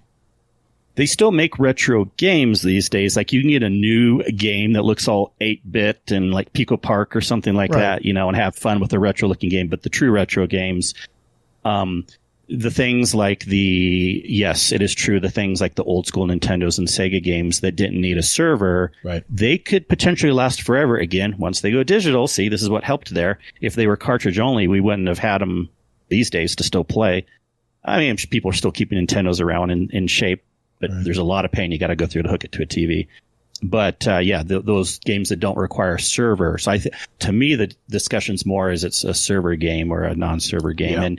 And on the PlayStation games, a single player game, you can, if you bought it through the store, you do have to have that online to activate it, but it doesn't require a full-time other server to play the game. So in essence, you can play it forever unless they shut the store down. So I pretty much guarantee, yes, we don't technically own the games, but if the stores like Sony and Microsoft just took a game away from us, a single player game that we bought. I'm not talking about like Games Pass or PlayStation Plus. I could see those getting taken away. But if they took away a game we actually bought, then no one would be buying games anymore. So I really don't see them doing that. So if you have a single player game that don't have a server, you're probably going to be okay. Now, one thing I did want to mention is if you pay for Game Pass and PlayStation Plus, you can demo games still. But it's if you pay. You got to pay to demo though. But it's only on those higher level certain games still, right? Yeah, it's select games. It's not all of them. You can't just pick a game and go, I want to demo have a demo if we could. Oh, that'd be awesome. That'd be awesome. Every game in the world. Mm-hmm. Yeah. So that was really cool, Nico. I didn't even know. I probably knew that at some point. Yeah, but I didn't know you could just go to a GameStop. Yeah. I never even actually went to GameStops that much, even through my whole life of gaming. I always, as soon as Amazon came around, I bought games that way and stuff. But you guys never stood in line at midnight to get the latest release of Call of Duty? I did. Way too many times. Diablo 2. I stood in line. Dude, my son and I, we did that year. Of the latest Call of Duties, my son and I would stay in line. Of course, Destiny, we would stay in line for that game when it came out in 2014. But yeah, those days are over, man. Yeah. World of Warcraft expansions, I was right outside. Man. And you try to get there early. I mean, it was the coolest thing. You try to get there early so you get the posters and everything else. Sorry, man, we're out of posters. I'm like, shit. Yeah. You people 6 p.m. It's 6 p.m. and already at the door. I'm like, what are you doing here? We're waiting for the drop at midnight. I'm like, dude, you got like 6 hours to go. And I was like, yep, we're going to be first in line. I'm like, wow. All right. Yeah. Yeah, man. I could be wrong, like if they start taking away games we purchase, but I think that'd be more likely to happen if an actual whole store shuts down, like God forbid, like Sony or Apple or Microsoft's whole store shuts down. But then we're going to have bigger problems anyways. Yeah, that's true. Yeah. Yeah, I wonder, as games get... I've heard that we're going to be moving away from consoles is what I've heard. Like, Xbox isn't going to have a console. I don't know how that would work. I'm not a technical person. But, like, say you don't have, like, that physical thing to play the game anymore, like, and it's just... through the cloud or whatever, like you have to have an internet connection to play any of your stuff that you own that way. I don't know. I feel like that's very it's limiting gaming to a degree. Like if I were to go up to Maine, I have our internet comes into the house through a phone cord still. 56K, baby. So it's not going to play much of anything of anything new. Yeah. So I don't know. Like but I guess also the internet and that's being spread around the country in different ways, whether it's satellites or running fiber or whatever it may be. It's getting other places, but I still feel like I need to get a PlayStation 2 just in case the apocalypse happens and I can move into an abandoned missile silo with my generator, with my tube TV. 32-bit game, you'll be fun. Some PS2, Yeah. Just to let you know, I just bought a Samsung TV, and they keep reminding me every time I turn on the damn main screen that I can play any game on their Samsung TV with just a controller, Bluetooth. Yeah. It's already there. But I don't know if I want to play, depending on my internet. I mean, my internet's strong, but I'd still worry about lag input and stuff. I don't think they're quite there yet. Maybe they are. I haven't played any cloud games. Hammer, good point. I was really jumping on this, and this is actually something we also talked about on last week's Guardian Hub episode, which will be coming out. But even as a futurist, this online cloud gaming is not coming anytime soon in a good state. Okay. Stadia's tried it. GeForce Now has tried it. Microsoft wants to try it, but I'm very skeptical. At best, we still have another 5 or 10 years before everyone's internet is good. These are working really well, lag and everything. And I still don't think it's going to be like replacing everything. Yeah, Microsoft may not make another console. They may just make online-only games.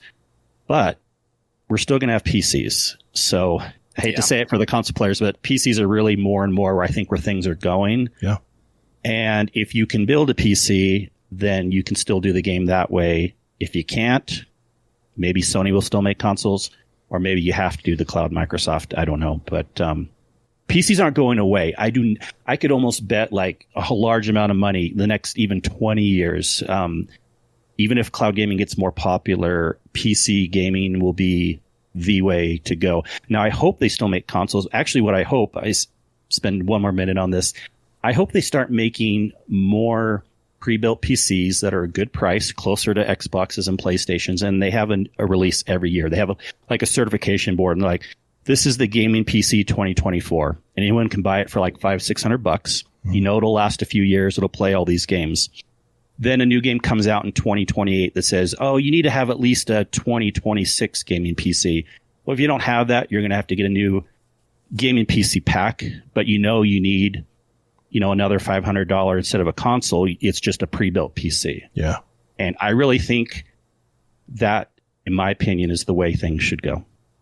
I want to talk about Stadia. The problem with Stadia is if they would have just offered something like Game Pass where you could stream any of these games and not have to pay for them, just pay a straight monthly rate, Stadia would still be here. But Stadia, the people who ran Stadia did not know how to game. They did not know the gaming industry. Because they made you purchase the games. You had to buy the games and then stream them on the cloud. You couldn't download them anywhere. They were in the ether. And I think that's the reason Stadia didn't do well. Sorry, Red Solo Cup. I know you love Stadia, man, and I've tried it. But the problem is you would join Stadia and think, okay, well, what games do I have to choose from? I've just bought the Stadia kit, and it's like 2 games. And all the rest of them are like $59.99. I'm like, what? This is cloud Plus gaming. the lag issue. Yeah. Plus the lag issue. Yeah. I tell you, Destiny 2 on Stadia wasn't bad. The lag was, you could detect it every now and then, but I did try it. And it wasn't bad though. It wasn't far off. I mean, if you have a decent internet, but like I said, not everyone's there yet. And if you want a PvP on it, you have to have a really good lag internet, Yeah. You have to have good up and down speeds. Yeah. Mm-hmm. Yeah. Man, Nico, that was a great topic, dude. Yeah. Anything you want to add? I know we've been doing most of the talking here. Did you want to add anything? Just one little thing is I remember having to go to Channel 4 to play games. Yes. UHF, baby. Had to be Channel 4. Some were Channel 3, depending on the TV. We did 3. Yep. If it didn't jag, and now lag. Yep. It blew my mind because I didn't even know this happened. I got my PS5 and I rolled over on the controller. My TV turned on and it started up the PlayStation 5. Like, you don't even have to go to anything. It just does it for you. And that's just, I definitely feel like the world is coming more into gaming. And like you had said, when we were younger, being a nerd was not a good thing. No. 2024, you kind of get outcasted for not being a nerd and not gaming. Nerd, it's man. like, you don't game? Okay, well, I don't really want to talk to you then. You know, it's you're crazy how it's done the 180. Yeah, nerd culture. You're a boomer, man.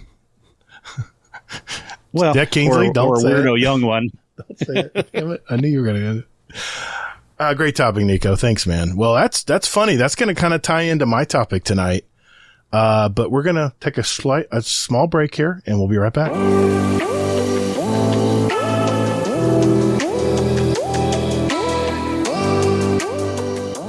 Hey, just a quick reminder that we have several Destiny 2 clans, and we invite all of you to be a part of it. If you're looking for a home to share your Destiny experiences, now would be a great time to jump in and get to know some of these great gamers. We're here for the community and friends you make along the way, and no hardcore restrictions. And enjoy what time you have for Destiny is all we ask. So if you're looking for a clan out there, join our Discord. That's discord.gg/GuardianDownCast, and just reach out to a mod and we'll open the door for you. So join us, and later, Guardian.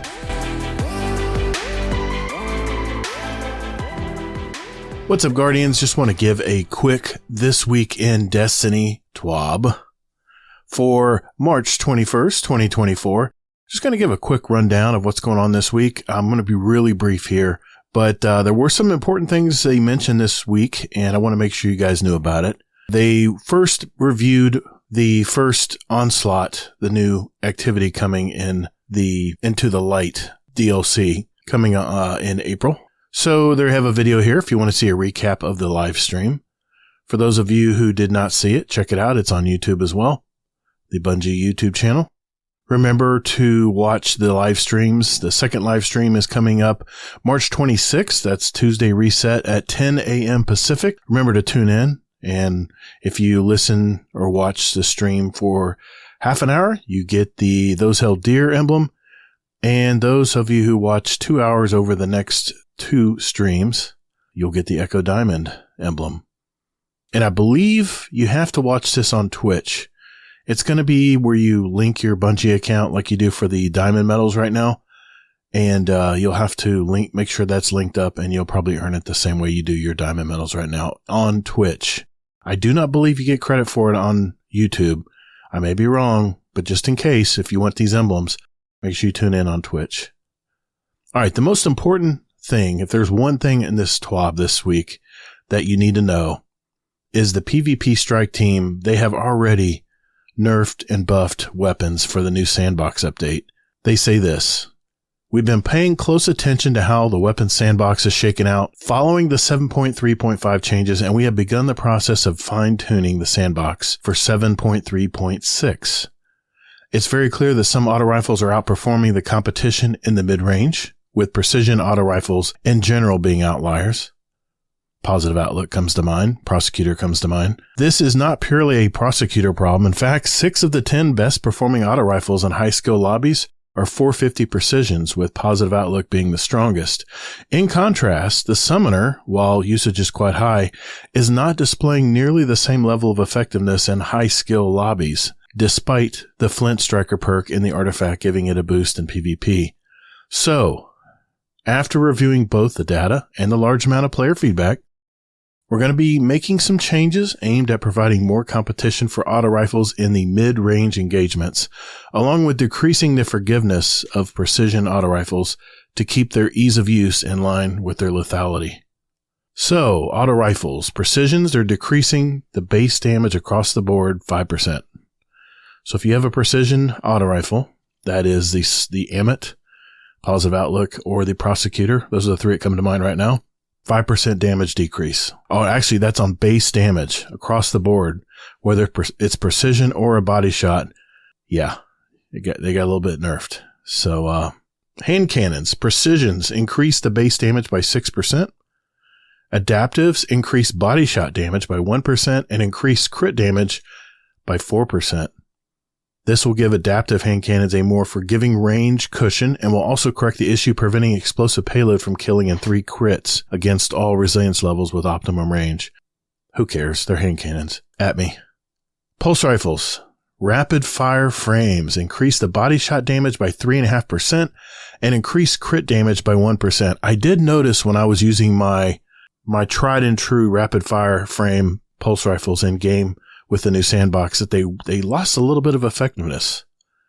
Auto rifles were just beating up everything. So, precision auto rifles, I mean. So this, they're trying to bring them in line where they can be more competitive. The lightweight pulse rifles, think Chattering Bone, increase the body shot damage by 6% and increase crit damage by 3%. I may be getting my Chattering Bone out.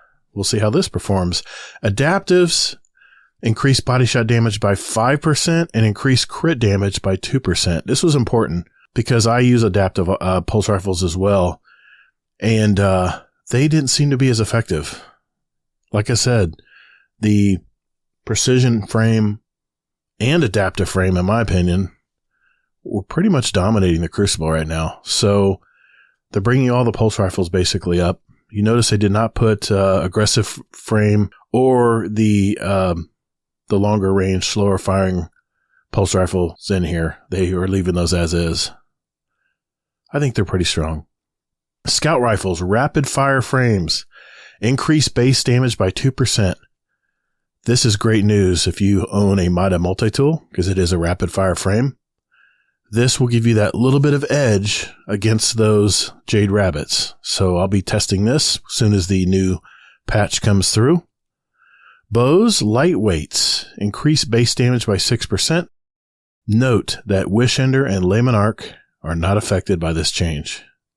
Sorry, guys. No Le Monarques or Wish Enders. Still going to be doing the damage that they're currently doing. Exotic weapons. A Sunshot increased critical hit damage against players in Crucible by 11% to allow it to kill in 3 crits. This probably has something to do with the explosive rounds in them. The Last Word. Increased base damage by 6% to allow it to kill in 3 crits. Holy moly. I'm not a Last Word user, but you might want to break that Last Word out of the vault. Especially if you're on controller, because the aim assist is very good on it. I'm not a hand cannon guy, but I may be trying this out. We'll see. General changes. Now this really got my attention. Flinch. In the new sandbox, with the increased reliance on critical hits, being flinched off target when using your primary weapons feels especially punishing. I have noticed that. So we're taking steps to address that issue. Oh wow. They have reduced flinch taken by all primary weapons by 15%. That's a chunk. So yeah, there you go. There's the fine tuning they've are already putting in for next week's patch. So yeah, break out your pulse rifles, break out your Last Word. You actually might have some luck using that, even if you're not that good with it like I am. I suck at that thing. But how do you hip fire a hand cannon? Anyway, that goes without saying. Ghostbusters. Got all kinds of Ghostbuster ships. Well, they have a Ghostbuster ship, an exotic sparrow, and a ghost for silver. So if you're into the Ghostbusters thing, there it is. When you do buy the Ghostbusters bundle, there's a paper craft for the Ghost that you can get for free. Guardian Games, it's all over the place. No, I'm not even going to try to interpret what this table means. I really don't. It's all over the place. Hunters have 7 gold. Titans have 7 gold. Warlocks only have 2 gold, but they have 10 silver medals. If you look at overall medals, it looks to me like it's pretty dang even. So, I don't know. All I've heard is that the Titans made a run last week, the Hunters made a run the week before, and now the Warlocks, from what I hear, are making a run. So we'll have to see how that turns out. Sounds like it's going to be a close finish, so we'll have to see how that is. Bungie bounty for good? Scarrow is going to be the Bungie bounty with some fire team members from Bungie. So check that out. You'll get a Light Lotus emblem if you succeed against him and his team. Guardian Games Cup. Outstanding people doing some great stuff, creating a lot of money for Bungie. 20% off silver starting in March 26th. It's a week only. Silver packages will be discounted 20% for 1 week through April 2nd. Look for the discount on the platform store of your choice beginning Tuesday, March 26th. As a reminder, silver does not transfer between platforms on the same account. This is true. If you buy silver on your PC account and you expect to use it on your PlayStation account, it does not transfer over. I think it's a vendor thing. Steam wants their piece of the pie for selling silver, and so does PlayStation. So it's the way it is. Player support report. Yeah, shit's broken, y'all. We got some art. We got some movies of the week. And yeah, that's it. That's everything this week. With Guardian Games winding down, don't forget to complete the drop-in quest so you can keep that all-star vector skimmer when the event ends. I have locked in mine on my main account. I'm just finishing up on my alt account right now. Remember, diamond medallions give you 300 points. So getting 3 of those puts you in good shape to complete that 1,200 point requirement. We'll be back next week with even more Destiny 2 Into the Light details. In the meantime, be good to each other, and thanks for hanging out with us, Destiny 2 community team. One thing I want to mention before we go, if you want to get that full 300 points, I've heard there's a bug in the game right now where it's not counting as much for hunters and titans. So just to be sure, you might want to make sure you deposit your diamond medallions that you get from watching online streams and whatnot. They're saying to use your warlock when you deposit those diamond medallions to get that full 300 points. I don't know, some kind of glitch in the game I've heard about. I mean, I can't confirm it, but that's just what I'm hearing from Twitter and all the socials out there. So, maybe use your warlock with those diamond medallions this week before the event ends. All right, that's it for me. Let's get back to some great topics. Take care, everybody.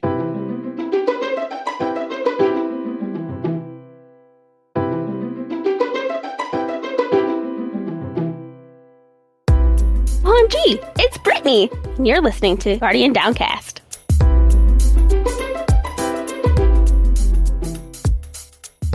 The topic I wanted to bring to the roundtable tonight is something I kind of stumbled into when my wife, she's trying to get her school certified as an Apple technical certification school.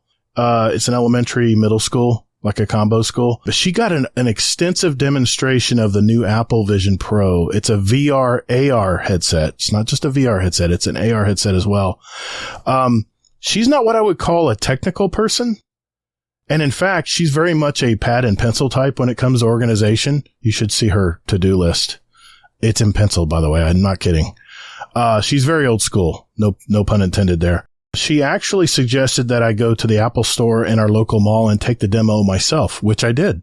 Now, full disclosure, I already own a MetaQuest 2 VR standalone headset, and I've played a couple of games, a lot on it, but I've never really dove any deeper into what else it can do. I basically used it as more of an immersive console device. So that being said, I have experience with VR and I never got any motion sickness. I kind of consider myself an adopter of this new technology. Now, if MetaQuest 2 is the NES of VR at the moment, then Apple is certainly the PlayStation or Xbox 360 of VR, at least as of now. 8K resolutions feel very realistic as I put myself into my own photos, where 3D movie characteristics were on my head. They did a demo where you were watching a movie of your daughter blowing out candles on a cake. And I kid you not, the smoke comes right at you. And I actually flinched when I was at the demo. I was like, whoa, what the hell was that? So I also, part of that demo, I was literally sitting behind first base in a live Major League Baseball game. I also felt like I was sitting right next to Alicia Keys, right across from the piano, talking to her as she's recording something on piano. And it's funny, I talked to Generation X Gaming in a past show in early 2023. This was episode 184 named What Does the Future of Gaming Look Like? I was talking to Sarge about how you won't need to go to a live game or a concert anymore, as you can just purchase a ticket and attend it virtually and be sitting right in the front row where all the action is. And we agreed this would be about probably a decade away, maybe. After experiencing this Apple Vision Pro demo, hey guys, I hate to tell you, we're already there. We're already there. You can do all of this on the new Apple VR. While I was there taking the demo, I literally took the headset off and I asked the Apple consultant next to me, I said, can you seriously watch a baseball game right now or go to a concert right now with this technology? And he said, yeah, it's already available. You can actually go and do this stuff right now. So to say the least, I was blown away. The rich surround sound speakers, the surreal locations where I really felt like I was there. VR has quickly and more importantly, quietly snuck up on all of us and has surpassed anything we thought was possible in the present or future. Then I tried to use my fingers to move things around. No controllers, nothing in my hand, just my fingers grabbing stuff and moving windows around. And, I got to tell you, I was moving screens and work projects to certain places in my periphery, and they always stayed right there. Even when I got up to move around, I would come back and sit down. The screens where I was working on something was still right there where I originally had put it. Now, I hate that I really can't truly explain what I saw, and this topic is way too broad for me to go over tonight, but there's one area I know pretty well in this space, and that's gaming. The Apple Vision Pro is not a gaming headset. It's literally an iMac in your head. And I have to admit, as a subscription holder of Apple Gaming for my phone and other Apple devices, I haven't really been impressed so far with their offerings. That is going to change soon, as the power of this device is impressive. And I think that photorealistic gaming is only years, not decades away. I have all the confidence in the world that I will be able to experience something as possible as the movie Ready Player One in my lifetime, and I cannot wait. Kingsley, you talked about wanting to wait for the next big thing. That I'm in the same boat as you, because I really am looking for the next big thing in gaming. Right at this moment in time, as you're hearing this episode, gaming on a VR headset feels more like my video gaming years at the arcade. For those of you keeping score, that means 1986 to 1990 for me. I was playing a boxing game on it just a few weeks ago, and I got old Punch-Out vibes from it. And I had a lot of fun. I was very involved in the fight, and I can't explain it. It wasn't like I was playing Punch-Out. It's like I was literally there punching the screen, punching the game. But here's the thing. The next morning, I could barely move my arms because I had worked them out so much that night and I didn't even realize it. The games are very immersive, but they feel just like that. They feel just like a game. They're not real. So it's more of an arcadey experience right now on the MetaQuest 2. Gaming on a PC or a high-end console are somewhat more realistic, and it's easier to buy in as more than just a game. Because when I play Destiny 2 on PC or PS5, I feel like I'm right there in the game until I look away at something else or talk to my wife that breaks the realism. I feel that gaming in general is kind of at a threshold right now. It's like the Atari games when 8-bit games were, could only do so much. Then the industry kind of blasted forward when 16-bit games came out. Then 32-bit games. Consoles and PC video cards, I feel, are at a ceiling right now. And I think the next level of gaming, which is only photorealism, I think is the next step. Immersion via VR could bridge this gap until the next big thing comes our way. I truly believe that. The, quote, hype for VR, I think is long past. And it's no longer just like a curious technology anymore. So here's my hot take. For the future of gaming, I believe that our current gaming industry will hold steady. But with all of the huge investments in AAA gaming studios right now, with movie-sized development budgets only for the games to either never make it to market or worse, are released to the public and destroyed by the critics and YouTubers, I don't think that's going to be sustainable in the long run. Sony is already looking over Bungie right now to see how their production budgets are being utilized, and I think Bungie's layoffs may not be over yet. With all the massive layoffs this past year, I think VR may provide a worthwhile channel for game developers to make smaller, cheaper games, but while the technology for PCs and consoles are kind of at a crossroad right now, I think this will be time for the VR headsets to catch up. The day when I can play Destiny 2 on my MetaQuest or whatever VR headset of the future there's available is the day I will probably leave the console games and jump all the way into VR. I think it's already a reality sooner than later, but that's just my opinion. What do you guys think? I know I see Kingsley shaking his head. Did you take the pro demo yet? No, but I know I have lots of friends that have. Okay. So, yeah, as far as the Apple thing, I probably have a lot of experience there next to you too. And you'd be surprised, my opinion on VR. And I'm a futurist, like I said earlier. But VR has been one of the most disappointing things in my whole life. Really? It's never gotten to all these promises of like where we should be by now. And I still don't think it's that close, Gator, unfortunately. The Apple thing is amazing in a very specific thing it does, and I'll get to that in a second. Mm-hmm. But VR is not going to be great for gaming for a few reasons. PCs, to do good graphics on the fly, doing these vector manipulations, they have to have huge cards in these computers. Mm-hmm. VR headsets, the reason why the games are old school looking is because you can't have those type of graphics. We're nowhere near the technology, nowhere near the technology to have that in a headset, let alone the battery life or the Apple way. How they do it is they have a power cord that comes down, but that's freaking limiting. Yes. And then the other problem is no one wants to have a headset on their head for more than a couple hours. It just gets tiring. It really gets tiring. I think, and one other thing that I found, Sony's cutting their VR production. I was just going to mention that. PSVR 2 things. They're kind of the Quest. I have a Quest Oculus. It's fine. Mm-hmm. But like most people I talk to, they have fun with it for a while and then they're just done. It's like they don't pick. It's like, oh, and you think about it once a month or once a quarter. You're like, let's some friend comes over and you want to show it off or something. Play some Beat Saber. It's fun. Yeah. But it's not something you kind of want to do all the time. I feel like, and I know this sounds insane, but as a futurist, until we can get implants in our eyes, that's what we need to have good VR thing. I don't want something on my head for that long. Yeah. Okay. Now the Apple one is in a very unique situation. Okay. You are right. I think the best we're getting with VR, AR right now is movies, concerts, and immersive experiences, but things that you're only going to be there for like an hour to two, right? Right. You're not going to be too tired having that on your face for a couple hours. The immersive experience you get in the Apple one, the reason why they can do 8K and it looks so real is because this is all pre-rendered. Okay. That's why you can't get games working on VR well, because they have to render on the fly. Right. So a movie's already pre-rendered. They can just play it back. These environments are already pre-rendered. They just play it. The concert, they're just playing video on the screen. Right. So Apple made really good 8K sensors that you can look through. But gaming's just not quite there. Also, one last thing I'll say on the Apple one. Obviously, it's too expensive for the average person. And all my acquaintances and friends that have bought it so far, they say it's really cool. They don't necessarily regret buying it, but they haven't been using it as much as they thought they would.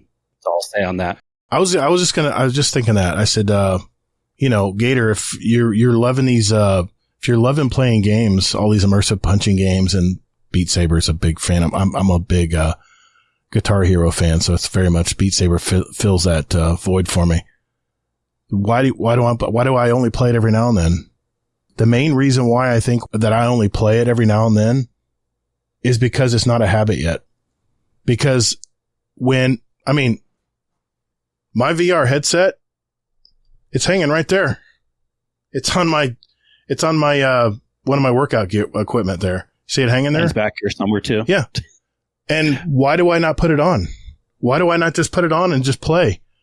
Well, the reason why is because all my friends are playing Destiny on this screen.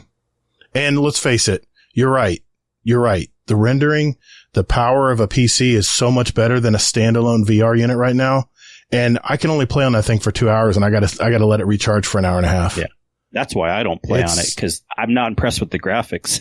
You know what's funny though is when I play this Knockout Kings game, the graphics don't bother me. It's just the fact that I'm so immersed playing a Punch-Out game. They can still be fun. You're right. And you're looking for the dodges and the weaves, and my God, dude, my arms were shattered the next day because all my might, I was punching stuff in the air, and God forbid but thank God I don't have kids in the house anymore because I'd be worried about punching somebody. But I think what's going to happen, I think Apple kind of opened the door on VR. Now, yes, you're right. PlayStation is kind of abandoning VR. If not abandoning, they're trying to get ported for PC and Steam games, all that. But here's the thing about the PlayStation VR. You were tethered to the PlayStation 5 with it. You really didn't have any free movement. There was a cord that you always had to be attached to it. Another thing I did want to mention too with the MetaQuest is I can, there's called a MetaQuest Steam Link software you can put in the MetaQuest headset, and you can play all the Steam VR games, which are much better. I think they're much better. And you're using the power of your computer to play it, not the power of your headset. And the fact that you're plugged in to your PC, maybe it saves the battery a little bit too. I don't know. I haven't tested that part yet, but then you still probably don't want on your head for more than a couple hours, right? But here's the thing though. I think they already have glasses that do. I would already have augmented reality glasses out there. I think it's just a matter of time, Kingsley. I do. I think right now, I really think we've hit the pinnacle of gaming right now. I mean, most of these games out there, even with the Unreal Engine 5, are super realistic. And other than what I call what's that one, company that made Starfield? Bethesda. Yeah, it was Bethesda. Now, I'm still, when I play Starfield, the characters are like totally just no expression on their face. There's a lot of things that they have not brought in realism wise in the games. And I think that'll be the next step. But I think I'm just like you, Kingsley. I'm waiting for that next great thing that's going to catapult gaming. For Atari, it was Nintendo. Because Nintendo had 16-bit games, I believe. I think they went 16 and then 32 with and up and up. But ColecoVision for me was a great step up from Atari because they went, I think it was 16-bit. And then no, it was 8-bit still, but it was still better graphics. Had better graphics and better games. Matter everything, but yeah, they had better graphics. It was just a cooler way of approaching games that are 8-bit. They just were developed much better. It was a much better platform than Atari was. Yeah. But Atari was the first. But then when Nintendo came out, you remember, you probably don't remember, but there was a big slump in the Atari days because it turned out that with 8-bit graphics, a lot of the games just started looking a lot alike. They really couldn't do much. They kind of reached a ceiling that they could really do much with 8-bit graphics. That's why they had to go with higher end graphics and stuff and better consoles. But I still think you disagree, but I think video cards and computers, I'm looking at my 4080 right now. And I don't know how much better and stronger it can get without really having to take a quantum leap in power to get to super, super photorealistic games like you're literally in the game. I don't know. Yeah, I mean, technically, it still has a long way to go because 4080s can barely do 4K at high FPS. Yeah. So if we're talking 8K, we would need to have a card that was like 3 times as strong than a 4080.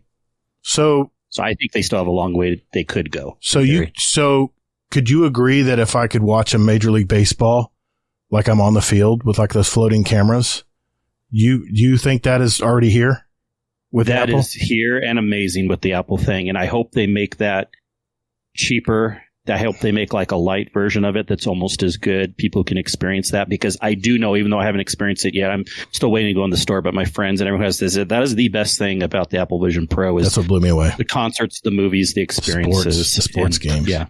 Mm-hmm. How much are those Apple?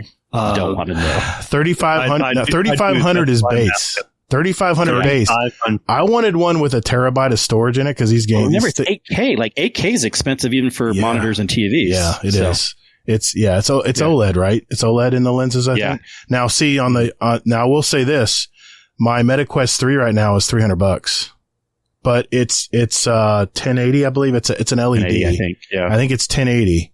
I don't think they can go to 4K yet, but I really think that while gaming sits here with pretty close to realistic graphics, I still think what's going to catapult online gaming is the next best thing. And we haven't seen that yet. Whether it's photorealism, whether it's not mannequin NPCs in game, but ones that actually, when they laugh, they don't look weird and creepy. You know what I'm saying? When they get to that point where it's super, super realistic, and I think AI is going to be used in the future to help with that. I don't know. I'm no pro on this stuff. I'm just speculating, but I think this will be the time, especially since Apple's thrown their hat in the ring now, is I think this might be the time where there's already other VR headsets out there other than Meta and Apple. Those are just the two big butt guys right now, but there's other headsets out there that are doing better than the Metas right now. But I think you're going to see a lot more game developed for VR with better graphics and as the rigs get better and better. And I think they're going to slowly catch up to online gaming today. I don't think it'll take a decade. I really don't. I think it may be less than a decade. And the fact that we were talking about going to a concert, being on the front row with a VR headset on and watching it in 4K even, we already are there. And I didn't think that would be possible for at least a decade from now when I talked to Sarge on that episode. But, Nico, Hammer, you guys haven't really talked much. What do you guys think? I don't want to hog the conversation here. When I was on last, we talked about, the Avenged Sevenfold song. They actually already did their VR, or they're about to do their VR concert. Really? So that for sure is already out there. Wow. And there's a lot of bands getting behind it because, I mean, as you would think, especially with coming out of COVID and all that stuff, people still have a little bit of fear. So that VR concert, you can watch it safely from, your own house. You don't have to deal with the people getting drunk or whatever. So that for sure is a positive going forward. Now, I have the Meta Quest 2, I believe. Mm-hmm. And when I went to Gatlinburg, we took that in the PS5. The Meta Quest never came out. Really? And when I played it, I've had quite a few concussions. I get migraines. After an hour, my head's splitting. It's not only is it heavy, it's just my eyes get all messed up. And so I think that is a big issue moving forward is people who have, head trauma or, migraines. It's going to be a big issue with all of that. Even if it's not gaming, just having it there and doing it, it might be too much. And the other thing is I have kids. I've hit a kid.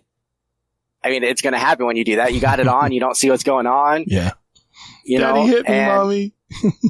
The other thing is there's a lot of gamers out there who like to sit down and game. Yeah.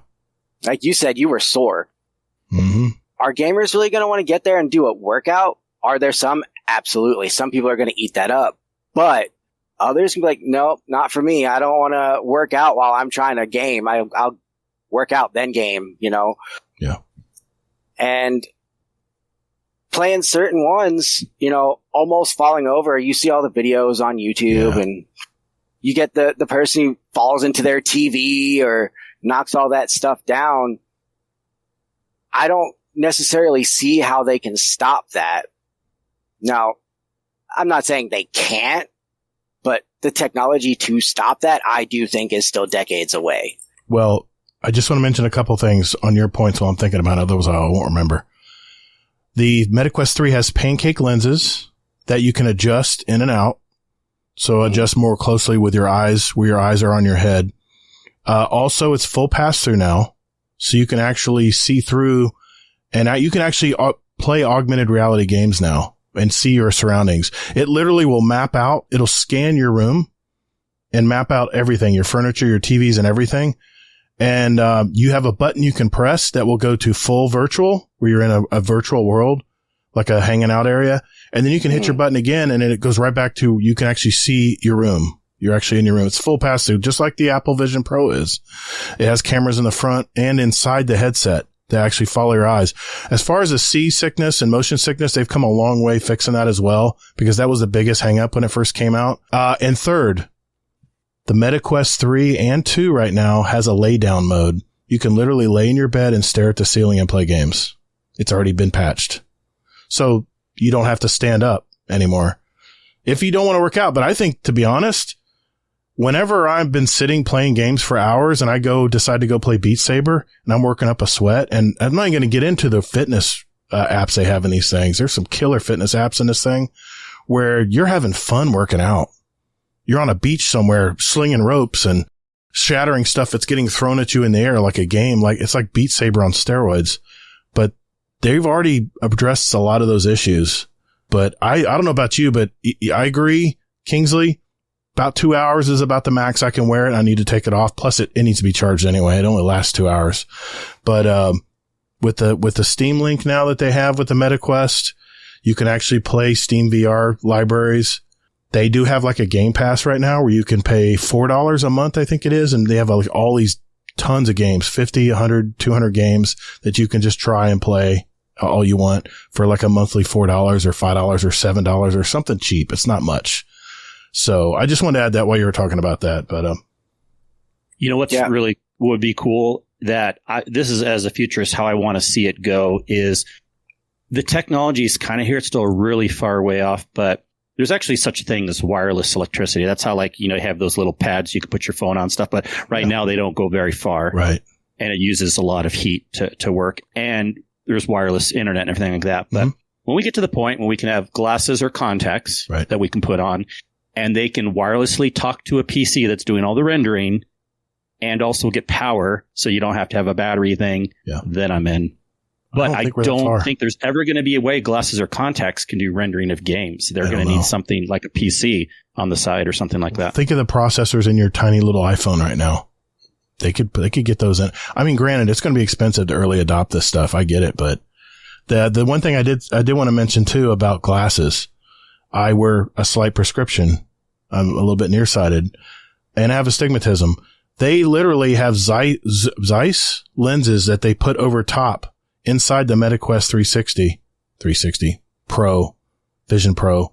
They literally clip on to the thing. So you don't have to wear readers or anything in the headset anymore. You literally put it on and it's already in focus for you.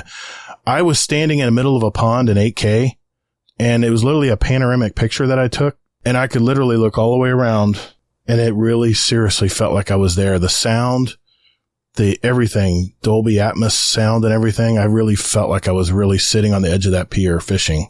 It was the coolest thing. I really didn't think VR was, I thought I was like you, Kings. I didn't think VR was anything near what we need to do yet. But after I took that Apple Vision Pro demo and they're talking about having an Apple Vision Lite version for $1,000. The MetaQuest is $300. I think the MetaQuest 3 is $500 and you can upgrade it if you want more memory in it, but they are standalone units. But like Kingsley said, there's downsides to it. The fact that battery life and processor speed are limited. So I just love playing that punching game. I would buy one just for the movie and concert experiences. I would. Yeah. Yeah. And I heard you can pull the movie screen. Now I have watched some movies. I have Prime Video app in my MetaQuest 2 and literally I feel like I'm in a movie theater watching a movie. And you look around to the side of you and they're literally like theater seats. You're like sitting in a theater. It's empty though. It's just you. Now that brings up another point. VR is very lonely. You can't share this experience with everybody. And until they fix that part too, where you can maybe connect your Vision Pros together and actually the person appears in your movie theater with you, until they reach that point too, there could be a problem. But there's a lot of people out there that are by themselves, living by themselves, and VR can actually help with their mental health. They've made great strides in mental health, as far as, therapies and stuff using VR because it's so realistic. Not to mention the training they have now in government and in, corporate scenes. I think the Apple Vision Pro is going to really excel in those areas as well, especially like medical training and stuff, using devices and stuff. I saw a demo on that. I was like, holy crap. It looks like you got the machine right there. It's telling you what to do. And they've even said that retention rates are so much better. They did tests with two groups of students and the retention rate was like 20% better of the kids who learned it all on VR. So I don't know. It's funny. I just put something in the chat. As we were talking, I just got an email for MetaQuest new games coming out. Penguin Paradise. Look at the amazing graphics on this. I got Asgar's Wrath 2. I haven't played it yet. I'm being sarcastic, by the way. Oh, were you? Oh, I put it in the chat. Oh, the amazing graphics of this game that just came out. I get MetaQuest stuff all the time now. I got to look at the chat. Oh, okay. It looks amazing. So I took a few. Yeah, they got a ways to go in gaming. They got a ways to go. I agree. Well, So I took a few notes.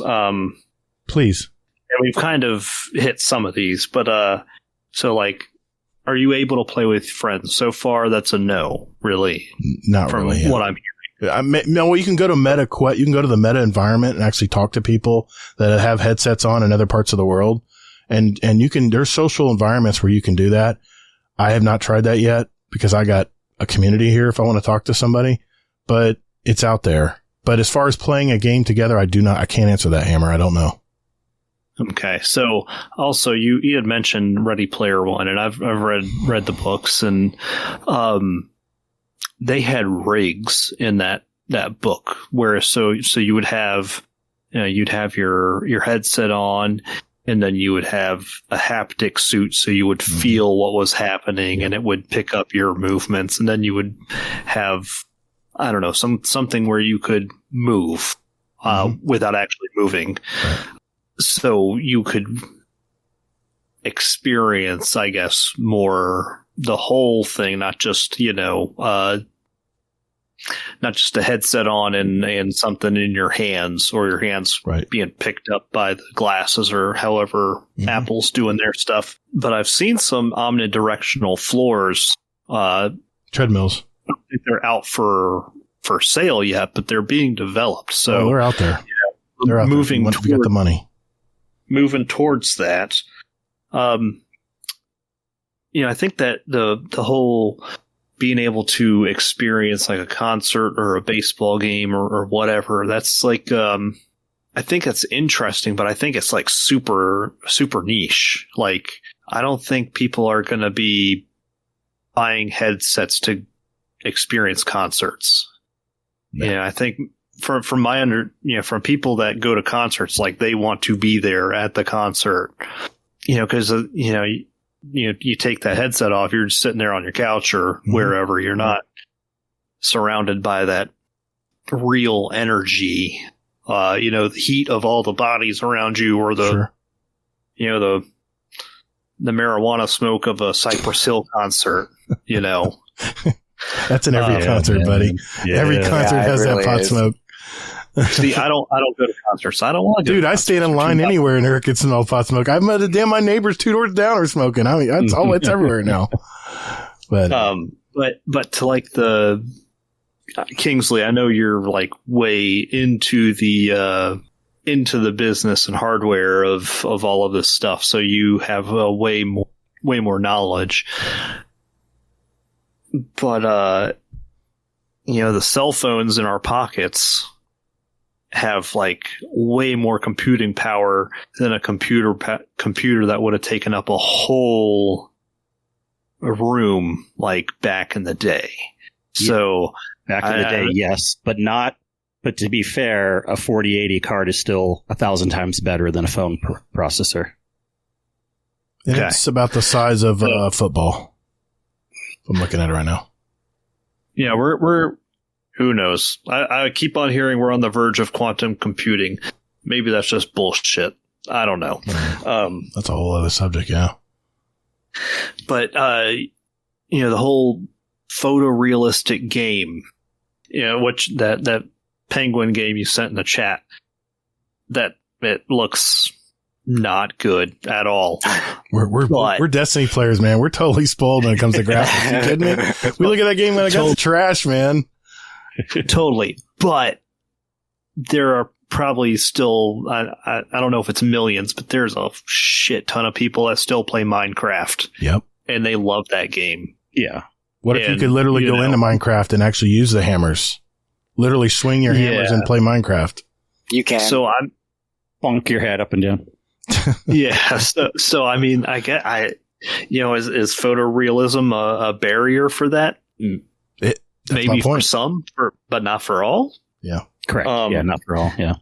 The immersion, I think, it suspends the disbelief at least a little bit more than a more realistic game. Yeah. Yeah. My kids watch this guy named Sam Tabor. He's a skateboarder turned YouTuber, and he plays video games, and he's not very good at video games, but he's still entertaining. And he does VR things every once in a while. And one of the VR games he does, he's like in this coliseum beating up these ogres or whatever the hell they are coming at him, and he can pick up their weapons and then hit them, and then they blow up and turn into confetti or whatever. The graphics aren't great, but it's silly and it's entertaining. Would I want to play that for a long time? Probably not. Would it be fun for the time that I'm playing it? Probably. Those games that I've seen in VR, it seems, at least for me, there wouldn't be much replayability. Like for me, it would be like, okay, I've experienced that, I'm done. I don't need to do that anymore. But it kind of reminds me, like, all that movement and everything kind of reminds me of, like, Tony Hawk versus, like, the skate games. Tony Hawk, you just held down the X button and then you let go and you ollied. On the skate games, you got to move the thumbstick a certain way to get your ollie right. And it's like, fuck that. I just want to play a video game. I don't want this to be hard. I want to do cool tricks on a screen. So I don't know. Like, it kind of, I feel like we're at a point right now in video gaming where, hell, VR might be the next big thing.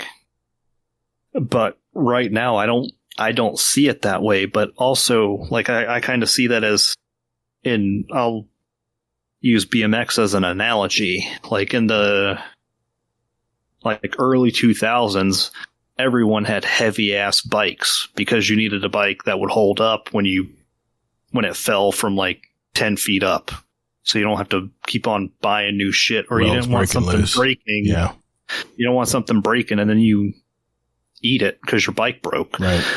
But, bikes got lighter and eventually stronger. And now, back when I was riding all the time in the 2000s, like a double tail was wild. Now with lighter bikes, they can do quad tail whips or quintuple tail whips. What? So, it's hard. It was hard to see at the time that, like, that new thing could be so much better and open so many doors. And I don't know, maybe we're sitting at that point where, I don't know, maybe VR will take off and it will be the thing, but it's hard to see that for me right now. I guess that's my question in this whole topic. After getting this Apple Pro demo, and yes, I realize, Kingsley, a lot of that was pre-rendered and stuff. Yeah, I would be curious how it would render actually watching a video of an actual live event, because that was not live. It was all part of a demo program. Live events also render too. You're just sending a stream of the data. Yeah, it's like a cloud gaming almost. The thing about actual gaming is it has to, it doesn't know which way you're moving, so it has to render everything on the fly. It has to have all the possibilities available, right? Yeah. It's no predictable, right? Yeah. I guess I just have an inkling that VR is no longer just hype, and that it may actually be something viable, especially with Apple coming out with literally a computer in your head, because the whole Apple operating system and everything is right there in the Apple Vision. Everything you can do on a phone, tablet, or an iMac, you can do in the Apple Pro. Now, like Kingsley said, as friends that use these Apple products, they haven't adapted to the habit of using it for everything yet. And I think it would be I would be willing to say, if all I had to do on a VR headset was sit down and watch a movie this big, looking up at it like I'm at the theater, it's going to kill theaters. I mean, theaters are already hanging on by a thread. Just the fact that you can watch anything live, because I'm the opposite, Hammer, and maybe Kingsley said this too. I've gone to live basketball games and Magic games here in Orlando, and I'm like, where's the announcer? Where's the play-by-play? I can't hear any play-by-play. I was so spoiled from watching the Magic games on TV and all the commentary that went with it. You have to literally have a radio or tapped into your phone where you can hear the live radio feed. Otherwise, you know what it feels like to be at a basketball game? He's running down here, makes a basket. You're sitting back, you're watching him pass it around, go this way, and he makes a basket. That's a live basketball game. I was not impressed. I've been in the press seats right behind the basket watching Ewing say that's bullshit, you mother. Right there. I can hear him saying it to the ref. Right. So that's exactly how it was when I went to my first wrestling show. Because you watch it on TV, you get the play-by-play and all that. Yeah. You go there and, yeah, you can hear the crowd better because, you know, you don't have everyone lowering or raising the sound. Right. But not that it's boring, but it's just totally different. You're like, okay, like this is cool. I get to see it live, get to see stuff that sometimes, you know, the camera won't show, but you hear nothing. And especially, like, you know, with wrestling, you can't really watch it, you know, or listen to it and watch it. Right. Because they don't put the shows out at the same time. Right. So that's totally different. And if I could touch on two things. Okay. One, like Hammerhead said, one of the best things about going to a concert is merch. You get to buy their merch. If you're watching it on a headset, you're not buying merch. Can you get it online? I mean, you can. Okay. But they have ones for specific, like if you are going to someone on tour, I got you. You get that special tour shirt. What if you got a code, though, for buying the ticket to watch it virtually? You get a code where you can get that special merch. They could adapt to that a little bit. I can't believe you're the crazy one sitting in the merch line at the concert. Oh, yeah, I get merch all the time. I bought pretty much. I got no patience for that anymore. I bought a lot. But when I go to live comedy shows, I actually do often go to and get the shirt from the comedian afterwards. I got a story to share there after Nico. But you get to meet people who are like you because clearly they like the same band. Right. You could possibly spark up a connection. Now at the same time, you could get, you know, Big Bertha next to you and you're getting elbowed and drinks spilt on you, which is not the fun part. Right. But it's also part of the experience, you know.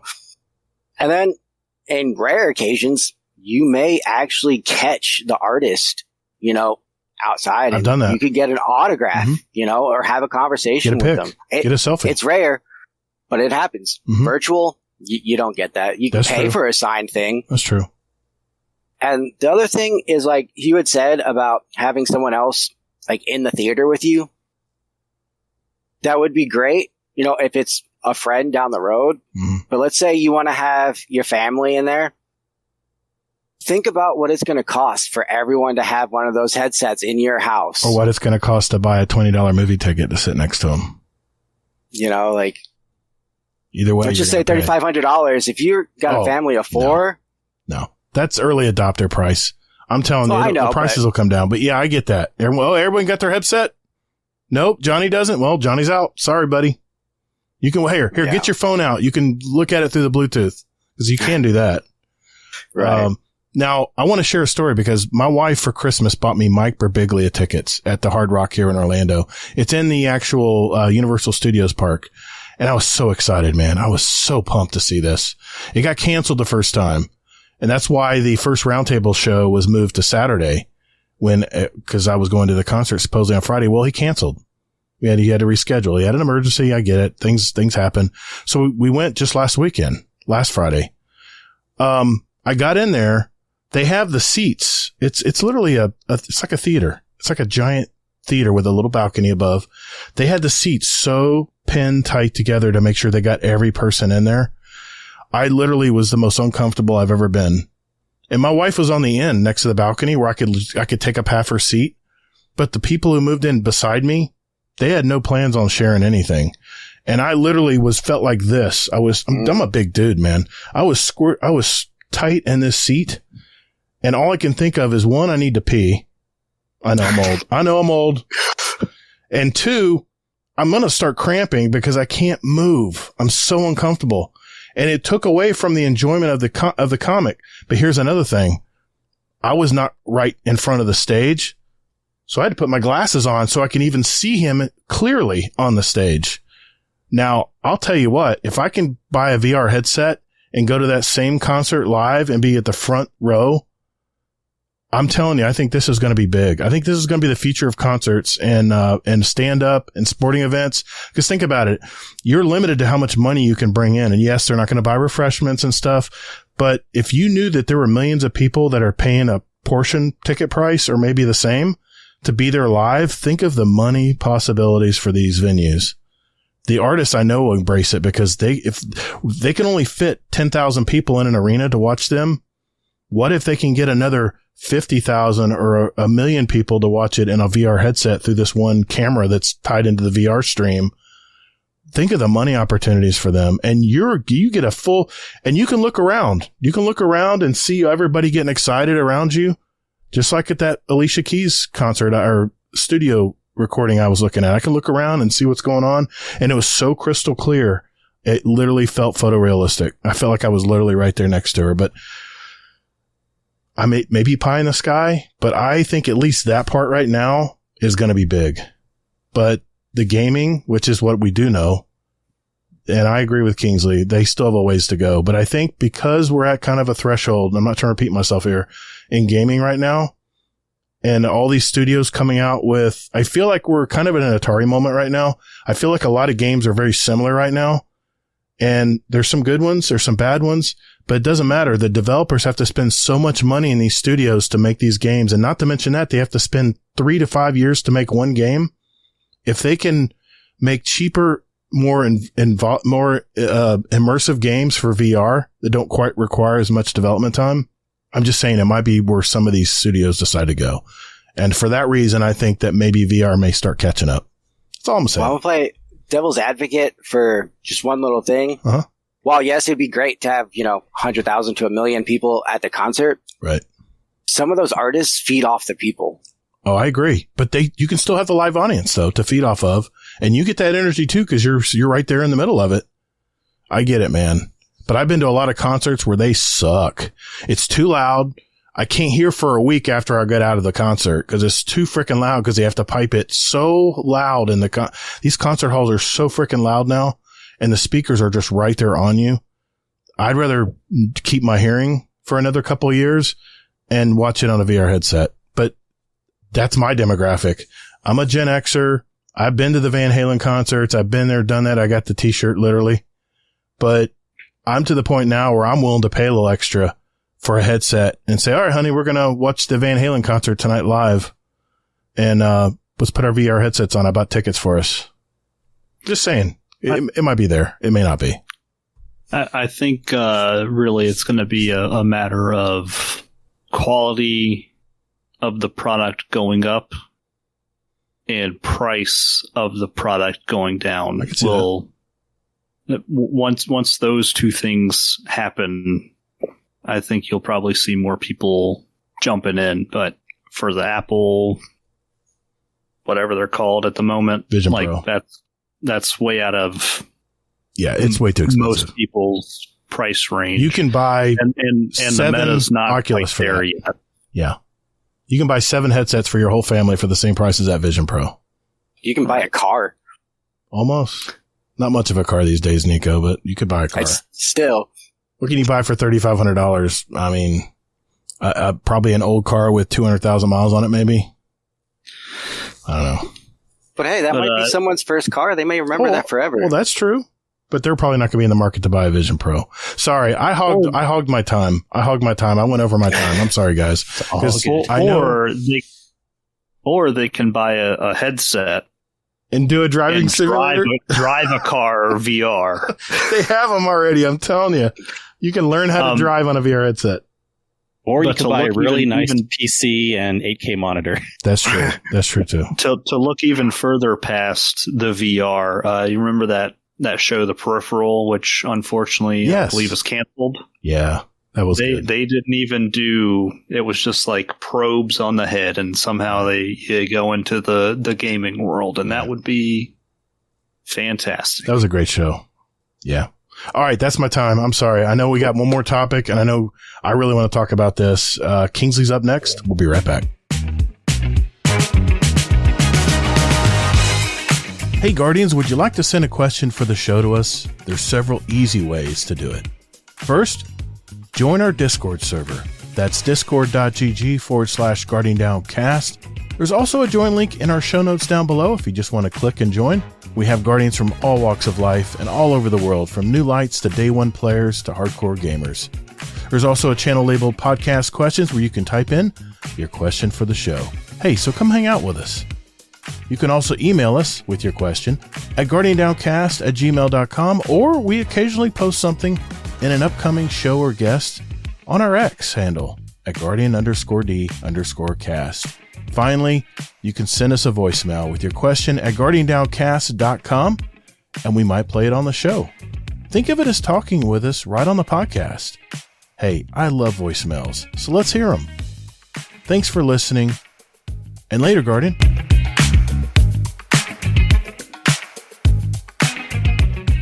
All right, Kingsley, last and certainly not least, you are up for the roundtable. What is your topic for tonight, sir? Yeah, my topic that I wanted to get into is different personality types. And I really want to also talk about it. I will bring gaming into it, but I really want to have people understand just personality types in general. Once we know our personality type and feel confident about it and understanding how other people are different, it can help us understand people better, different gaming types, motivations for doing different things and whatnot. It's definitely an interesting meta topic here.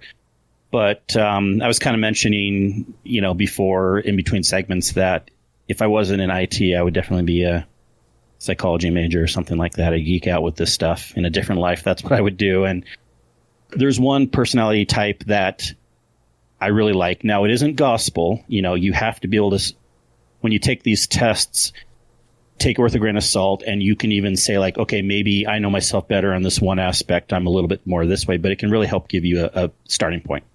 And this is called the Myers-Briggs personality type, or aka the 16personalities.com test.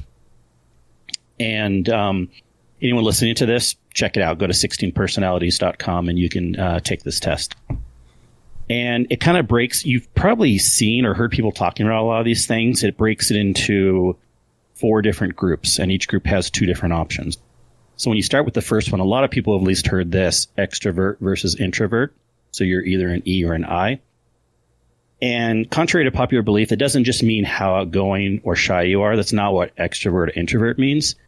I mean, you can build into that also, but extrovert truly means you get your energy from being around others. And you gain a lot of energy and you feel alive. And even when you go home, you want to talk to your friends about it more. Okay. Introvert is someone who, we're fine going out in public, but we really need a lot of time to recharge more than an extrovert. We can get overloaded being out in public, talking to people. We have maybe just a couple of small friends that we like in talking to. So we get our energy inward versus outward. That's extrovert versus introvert. The next category is an observer or intuitive. It's N is intuitive, or S is the observer, also known as the sensing personality. And that's kind of obvious. If you're an intuitive person, you just kind of have it's a little bit different than feelings, but you kind of have gut feelings on what is going on in the world, but you're not really observing it necessarily. But an observer is just always looking around, taking in data. They're observing things. They're a sensing type person, and they get more enjoyment from that than just kind of having a gut feeling of what's happening. The third category is thinking versus feeling. That's pretty obvious too. A thinking person is less emotional generally. They like to think things through. A feeling person is definitely a bit more emotional, motivated. And then the last category is sensing versus judging. And what that means, perceiving versus judging, P or J. And what that means is actually, it's not quite obvious what those terms mean, but it basically means, just to really dumb it down, how flexible or how much you like to have things scheduled. So a P personality likes to go more with the flow. Something comes up last minute, they don't like to plan their day. But a J personality type, which means judging, but it doesn't mean you're judging things. It's just you like to have things judged, scheduled out. You like to have things scheduled. You like to have a routine. So with that being said, I'll just go real quick and tell mine, and then I would love to go around the horn and see what people's types are, and if you have any questions, and then how we can relate it to each other. But mine is an ISTP. So that means I'm an introvert, I'm an observer, thinker, and a perceiver. Some of this may seem obvious, but I think a lot of times when people see me, they think I like to have things scheduled. No, I'm definitely a more go with the flow type personality. like when I run my podcast Gator, I don't like having a whole script. I don't like having segments. I don't like having this and this. I like to go just more on the fly. And that relates to what the schedule thing? That's the like the full name, or that relates to the P. P. Okay. P. Yeah. ISTP. Gotcha. Now, they have fun names that go with these. Mine is a virtuoso type. So basically, bold and practical experimenters, masters of all kinds of tools. So we like to try a lot of things. I do tend to get bored with stuff fairly easy. And I'm a very big sensing, observing personality. This goes back to what we were talking about with video games. I enjoyed games like Mario and Zelda and stuff, but like once I ran through it and saw the dungeons once and stuff, I'm like, I want more. I don't want to run through it again to get a faster time or an achievement or something like that. I want another game. I've been there. I've done that. I want better graphics. I want more. I want more, you know. I notice when we play Rage, you always like to look around and observe all the worlds, the artwork and stuff. Exactly. Yep. It definitely goes with that too. And then with the P personality, I don't like to do the same thing over and over also. So I'm not the type of person as much to want to like do a bounty, because to me it's just like the boring, like you have to do this or you have to do that. I'd rather just like, if I don't have a raid, I would almost like rather like spin a random wheel and it tells me what to do in the game, you know, and then just hop in and then see what I'm doing for the day. I'll stop talking about myself, you know, unless there's more questions later on, but I'd love to go around. Yeah. Nico, what did you? Yeah, Nico. Yeah. So I got the INTP, Ooh, and it says the Logician is what it's called. Mm-hmm. And this says people with the INTP personality type, logicians, pride themselves on their unique perspective and vigorous intellect. They can't help but puzzle over the mysteries of the universe, which may explain why some of the most influential philosophers and scientists of all time have been INTPs. People with this personality type tend to prefer solitude, as they can easily become immersed in their thoughts when they are left to their own devices. They're also incredibly creative, attentive, and they are not afraid to express their novel ways of thinking or to stand out from the crowd. Yeah, and that's a good point. That's one other thing I forgot to mention. The intuitive types tend to be more creative than the observant types. Do you generally agree with that, or do you feel like... absolutely. Okay. That hit. Because the thing about these tests, too, is...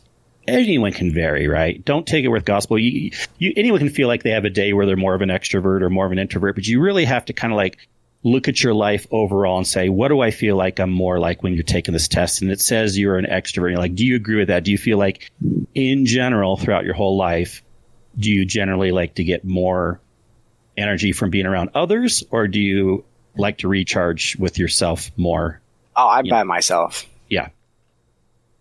But that's the one thing when I was taking the test was some of those questions, I was like, that's very situational. Mm. But I think that just like this says that, you know, immerse in our own thoughts. I mean, that's there right there. We're overthinking a simple, which one do you think it is? Yeah. Yeah. I thought that too. What, did you also do the gamer test? Yes, I did. And what'd you get for that? I know that has like more things to say, but just whatever you want to say about it. My Quantic gamer type was Gladiator.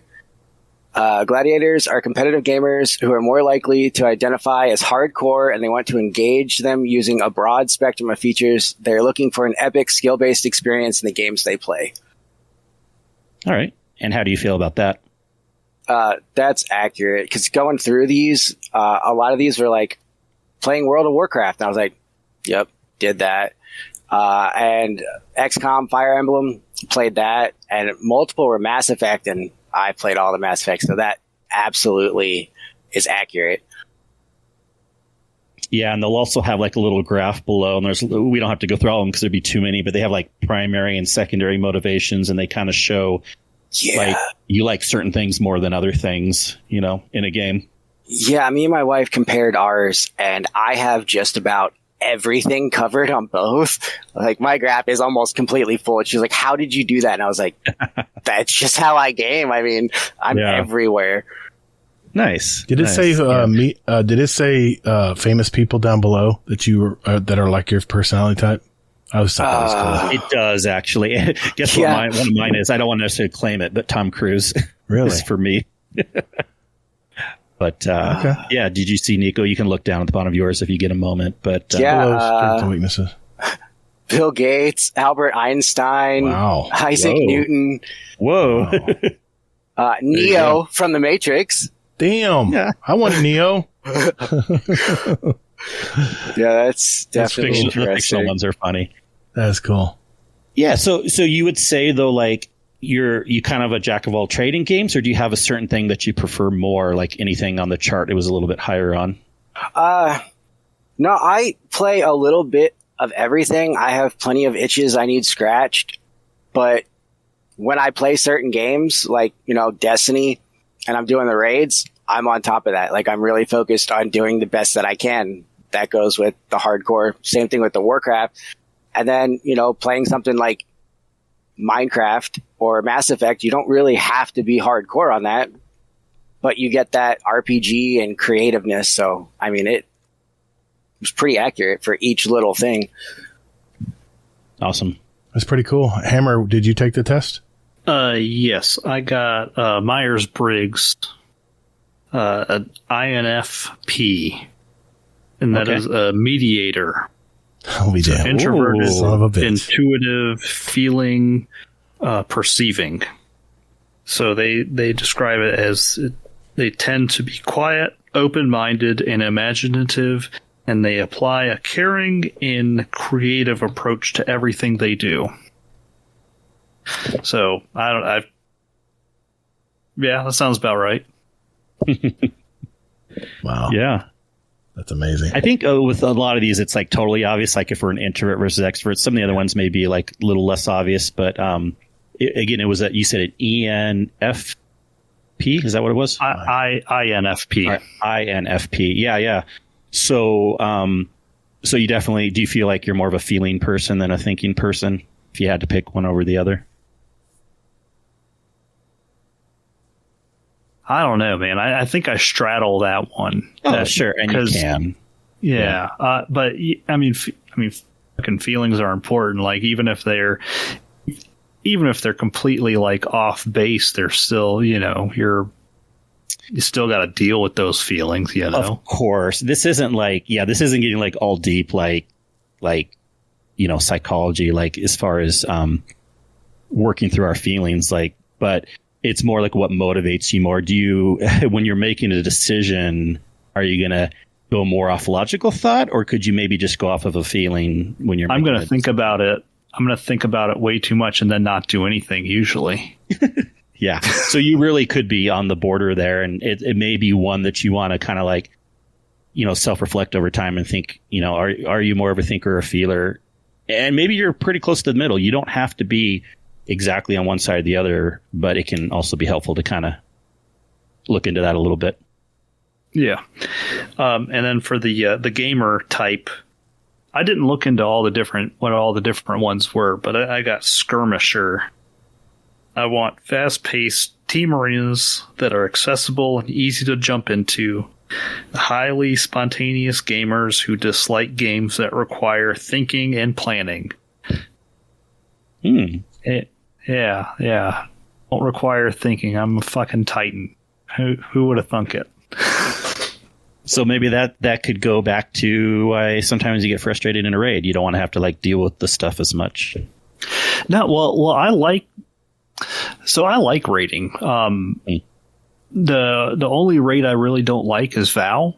Mm-hmm. And that's because there's too many fucking symbols. It's technical. Yeah, but it still kind of could go with that. But yeah.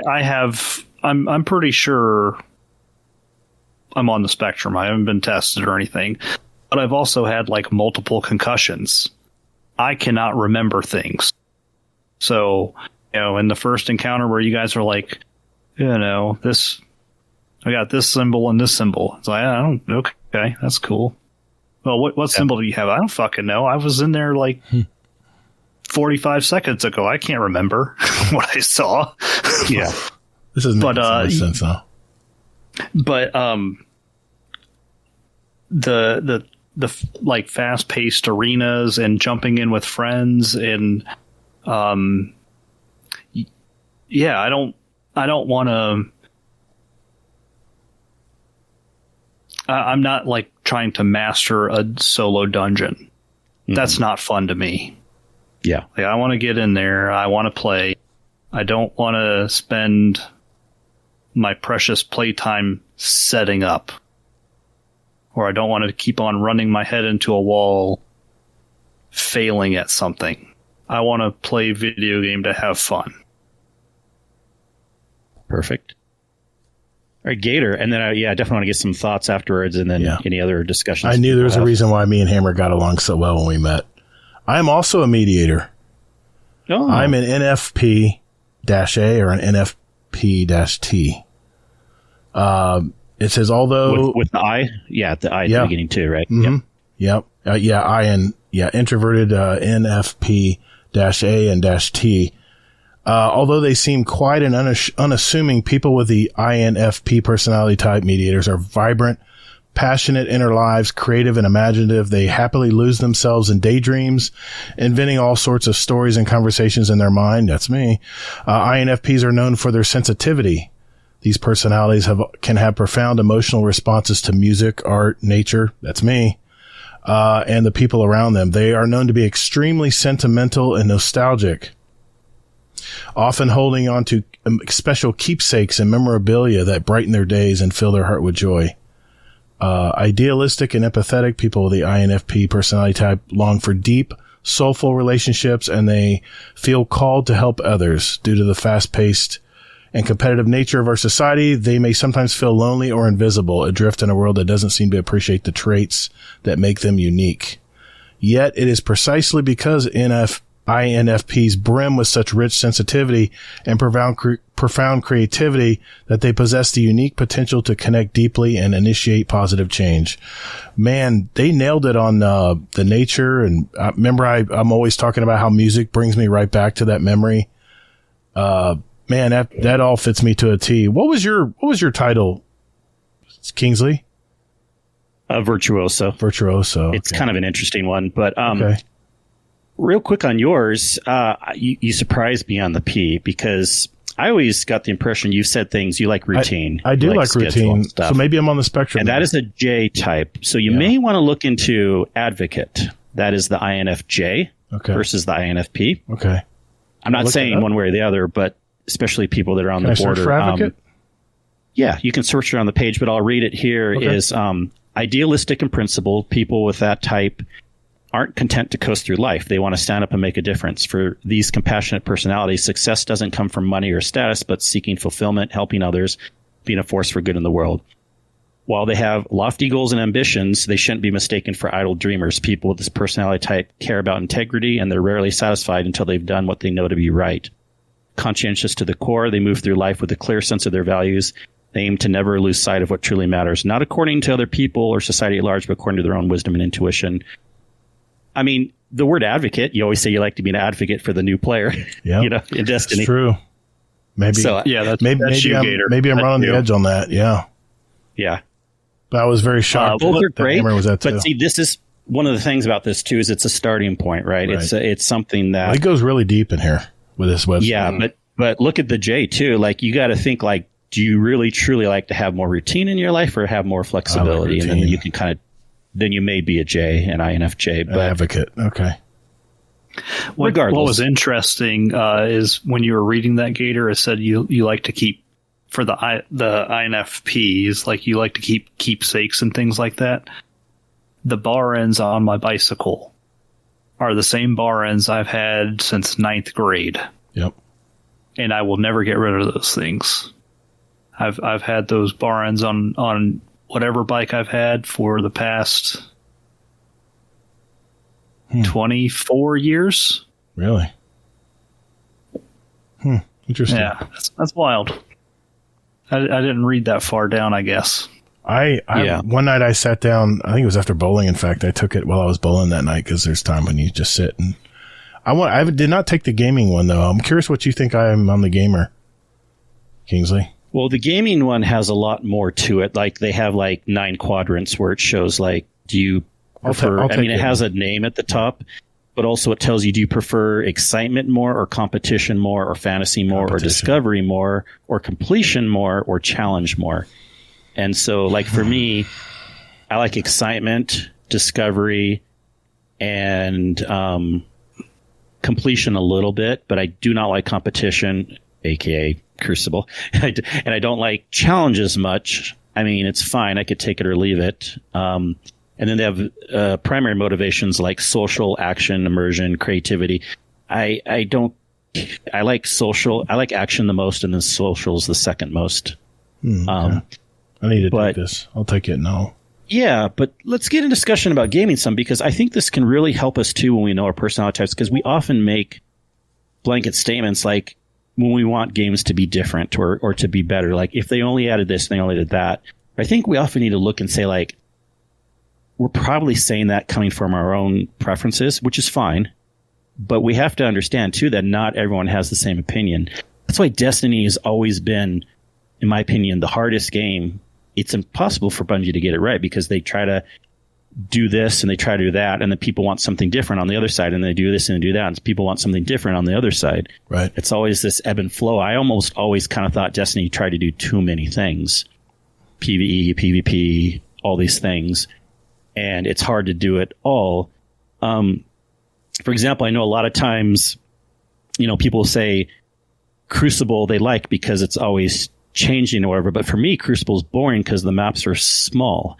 I'm not seeing as much stuff as like I'm seeing in like PvE stuff, and I don't care about the competition stuff. So that's why I don't like Crucible. But I can understand why you guys like it, but it doesn't mean like everyone should like it just because it's always changing. I don't think that. Or like bounties. Like, I don't think people should not like bounties. But I do think that I'm okay with not liking bounties because to me, they're freaking boring. They're like, it's a routine that yes, they're a little bit different day to day, but still it's like a routine telling you what to do. I don't want to be told what to do. I just want to, And that could be the ADHD kicking in too, where we want that dopamine check the box. Yeah.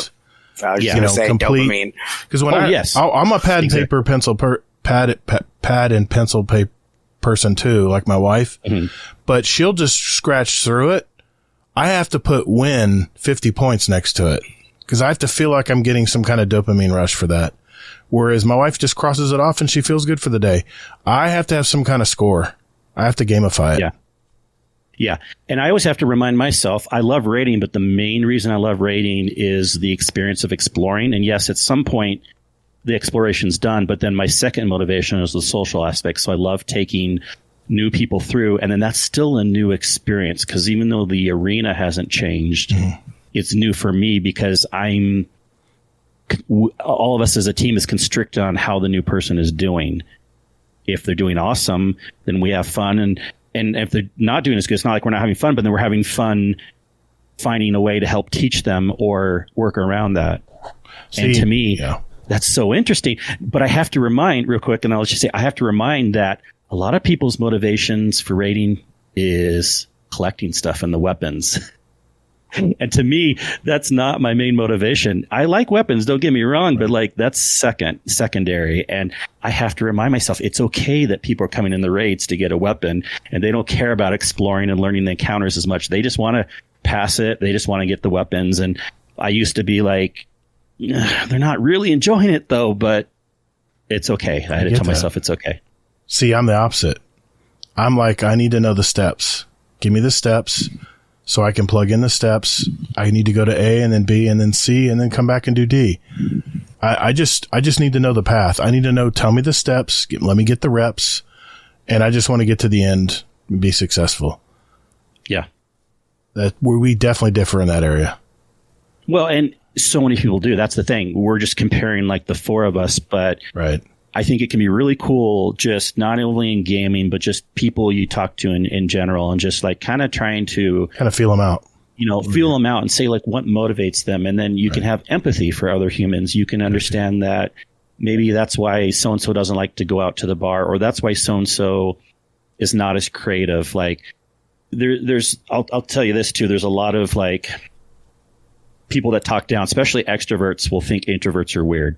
They're like, oh, they're just not social enough if they just tried harder. I'm like, no, that's not it. I can speak in front of a room. I can be social, but it uses more energy for me than it does for you being with other people. And then I like to go back and recharge my battery. Or people that think that creativity is super important. Like, I'm not very creative, but I'm probably going to like observe things more than a creative person of like, we're driving on the road and like the directions and this and that and whatever. I'm going to notice like the squirrel that was like 100 yards away and ducked underneath a bush.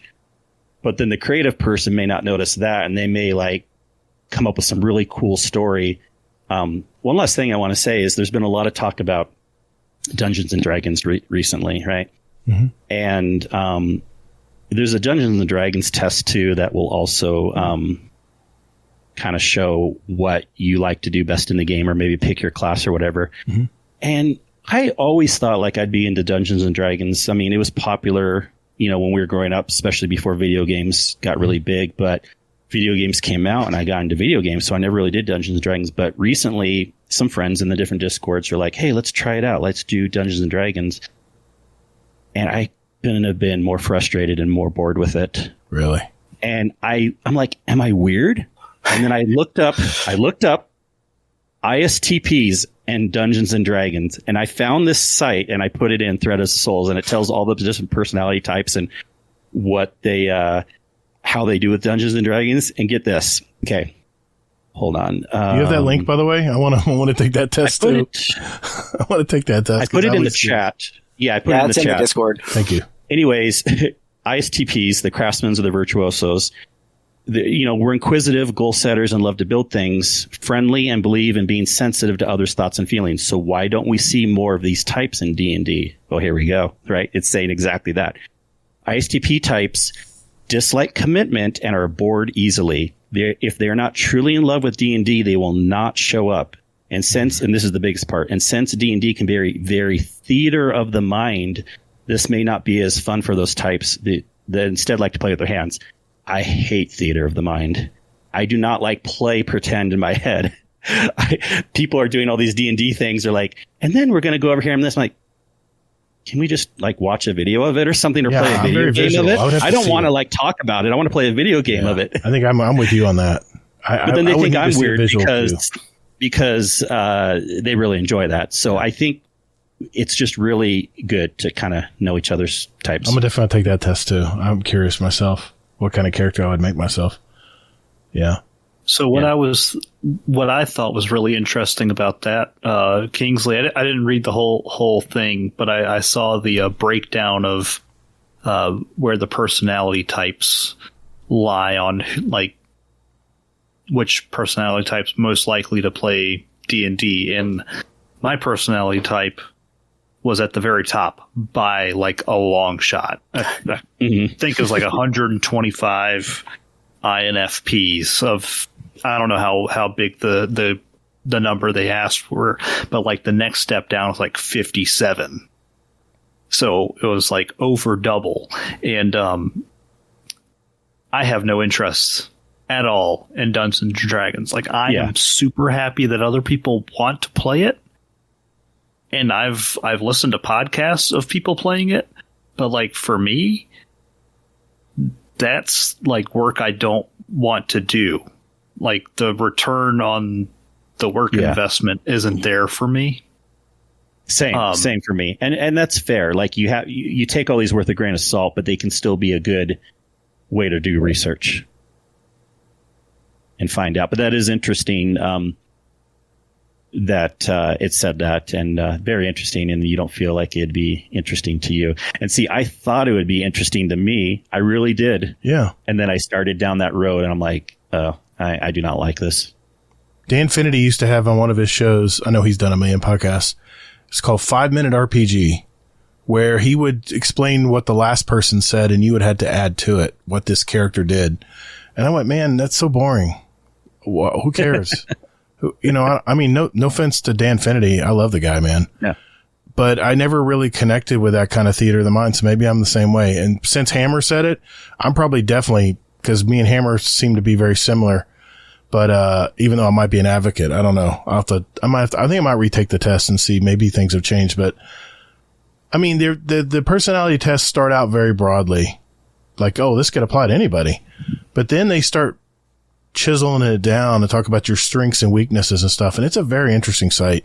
Like I said, I spent hours on it when you first sent it to me a long time ago. And, it's, I don't know what, dash T and dash A mean. I think don't worry about those. That's like a newer thing that they're adding on. I don't even know it either. But. I think I did remember reading that I can turn on the charm when when I have the energy to do it, that I can be very sociable, but I do need to recharge. And there's nights when I just don't game with anybody but myself, and I just need that time to recharge. And it's not that I'm being antisocial. It's just there's times when I love jumping in and being social, and then there's times where I just have to recharge. I can't. I can never be one of these full-time streamers to have to entertain for hours and hours and hours. I would be mentally exhausted. I went to do teach-in at my wife's school, and I've gotten better at it, but kids would start asking questions. They were so curious, and by the end of the day, I took like a 2-hour nap. I was exhausted. So training with IT, I hate, because they want some trainings to be, I try to say, like, I can only do like an hour. Like, oh, we need this longer training. I'm like, sorry, I don't offer that. I'll say that in a nice way. But I tried doing like all day or 4-hour trainings. I'm like, no, you're never going to retain it. That is not me. Yeah. Yeah. Yeah. I same way with conferences and stuff in my field too. Yeah. Nico, how are Dungeons and Dragons and stuff? Is that something that would interest you, or did you take a look at that? Yeah, I did it, and I've actually done it. Me and my wife did it. But this one says that thinkers are the 5th most likely to play D&D. It says, so what drives them to play, and why do they not join in more? Thinkers have busy minds, creative reasoning, and are always looking for logical solutions. This makes them great problem solvers at the game table, especially when dungeon delving. But they are not big rule followers, and their logical way of communicating can have them come across as unemotional or condescending. This could be what keeps most of them away from the majority of the players are the emotionally driven diplomats. And under it, it said 36% of them play half-elves, 28% of them play rogues, 50% of them are on a quest of understanding, and 34% of them have a person versus self character conflict. Now, what's funny about that was my very first character was a half-elf rogue. His backstory was that because of him, he got his brother killed, so that's person versus self character conflict. Jeez. And the quest of understanding is he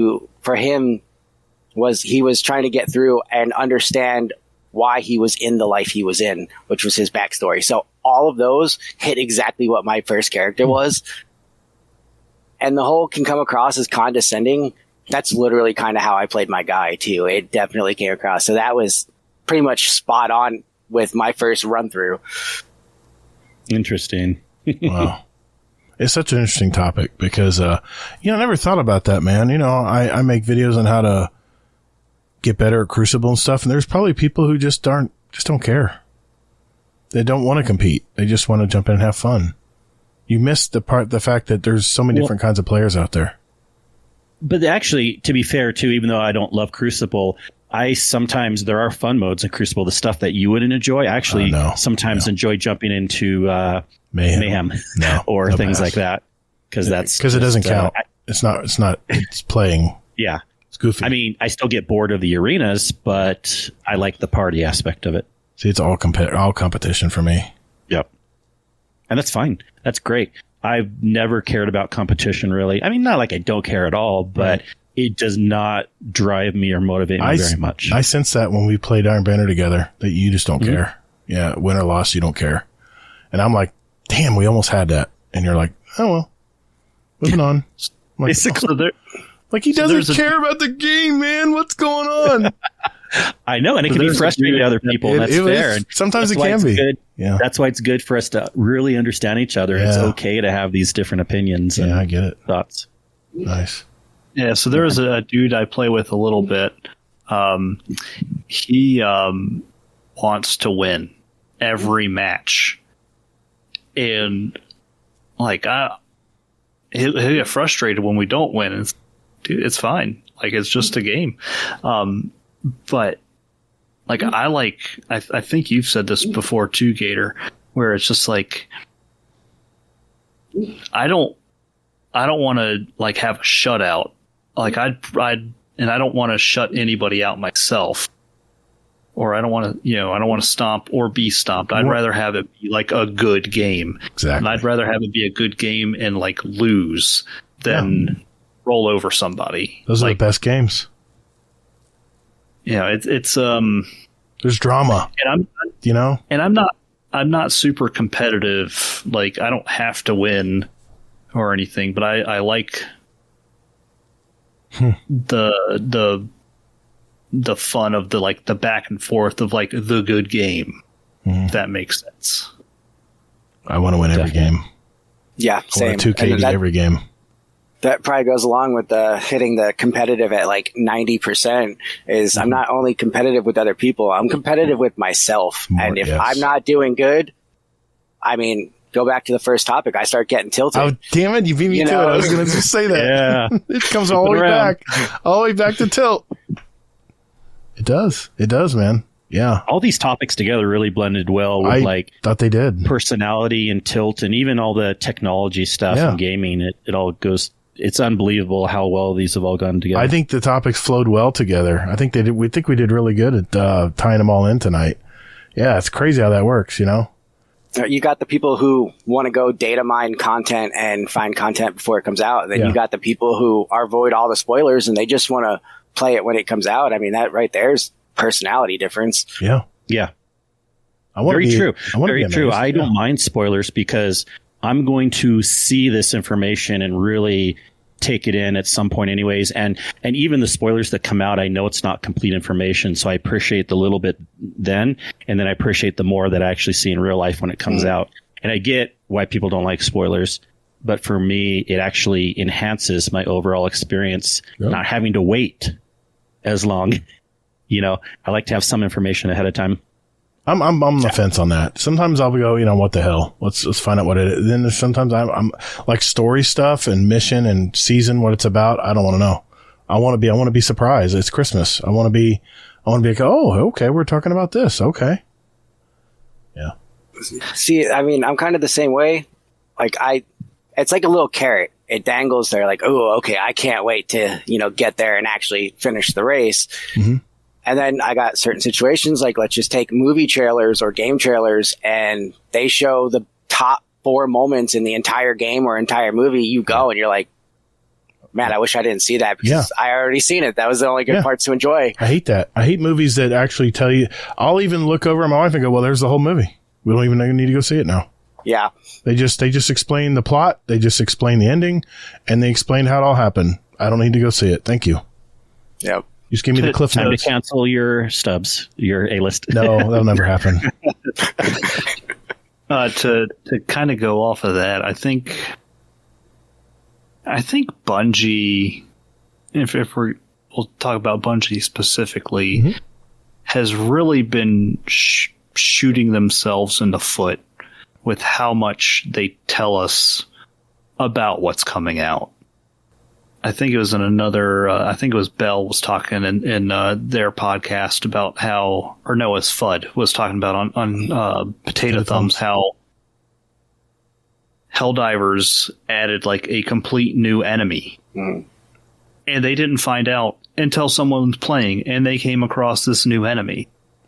And like Destiny puts too much shit out there. Like they tell us everything. Like how cool would it have been to go through Lightfall and you get these guys, these tormentors, and like, holy shit, who the fuck are these guys?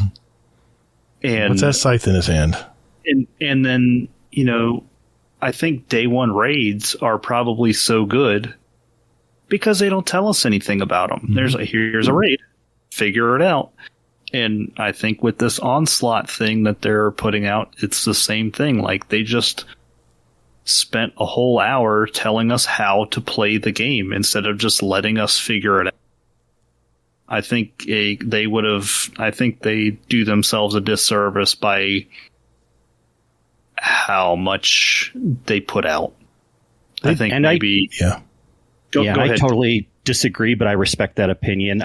The reason why I know for me that doesn't matter is because I've been able to, since I'm such an observant person, I've been able to kind of like compare activities that they haven't told us anything versus activities they have told me things. And there hasn't been any more or less enjoyment one way or the other. Like, let's say they didn't tell us anything about Onslaught. I know this is hard to have this thought imagination, but like, I think I just know I'm going to have the exact same amount of enjoyment of Onslaught, which is just going to be the meta level, even if they didn't show us it ahead of time, because once I hop into it, I'm going to see very quickly, right then I'm spoiling myself per se, like what the activity is. And just for me, it works that way. Yeah, I mean, you're going to have the people who, I'm sure everyone's going to try it. Well, not everyone, but a good portion of the community is going to try it. The people who don't like horde modes, they aren't going to like it. It doesn't matter if they show it now or they get in there and do it. Those people who like horde modes, they're going to get in there. They're going to enjoy it. They're going to play it. And I don't really think what they show matters. But at the same time, Bungie is at a spot where they almost have to show what they're doing because they are getting criticized for every little thing that they are or are not doing. I think they have to share something because it's been radio silent for a while. I think they have to pull people in and they have to share. I think that's the reason why they split it up into 3 streams, is they're trying to keep the hype up. They're trying to keep the focus on Destiny 2 and not fade away too quickly. And that's probably part of their marketing strategy.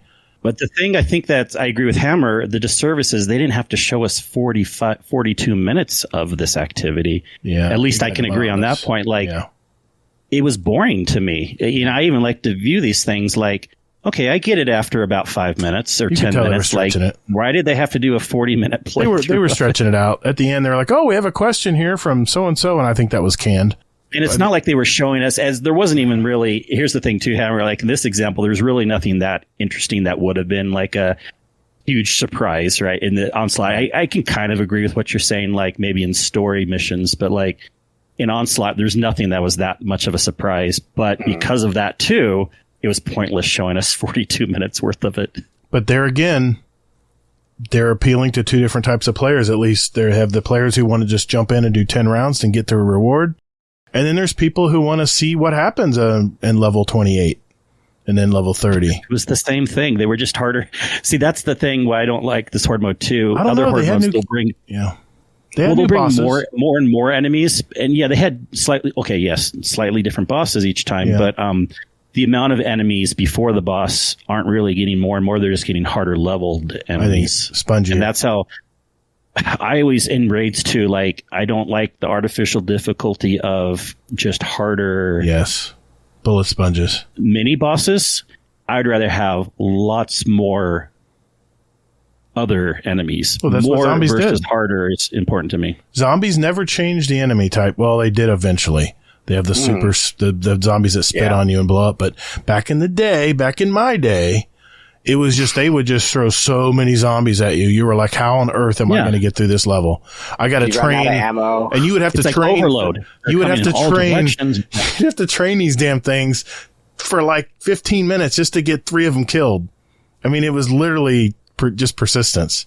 But yeah. Hey, great. I would love if they could do that. But great topics. Great topics tonight, guys. Another fantastic roundtable. I really appreciate you guys digging in with some great stories.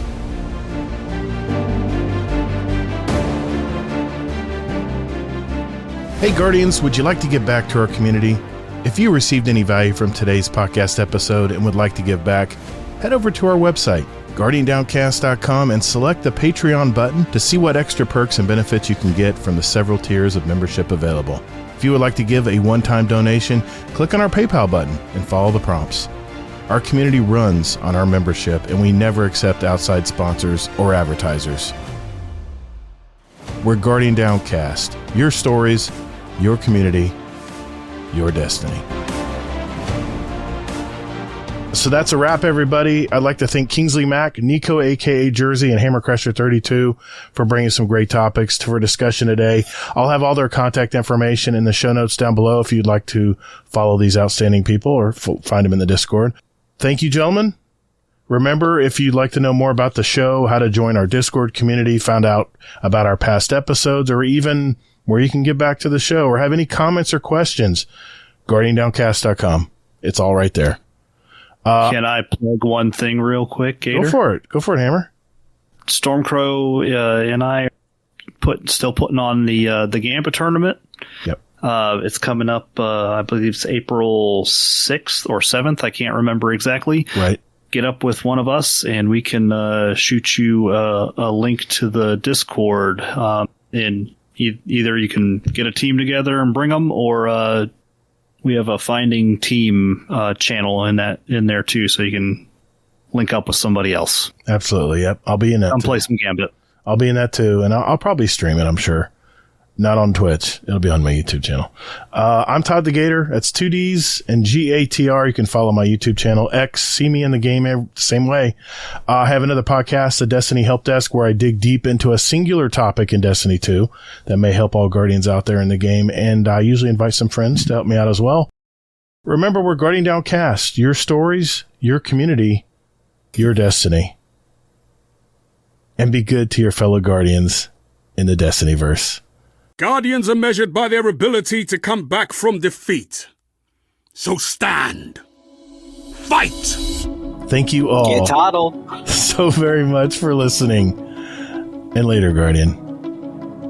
Goodbye. Get toddled. Check you later. Nice.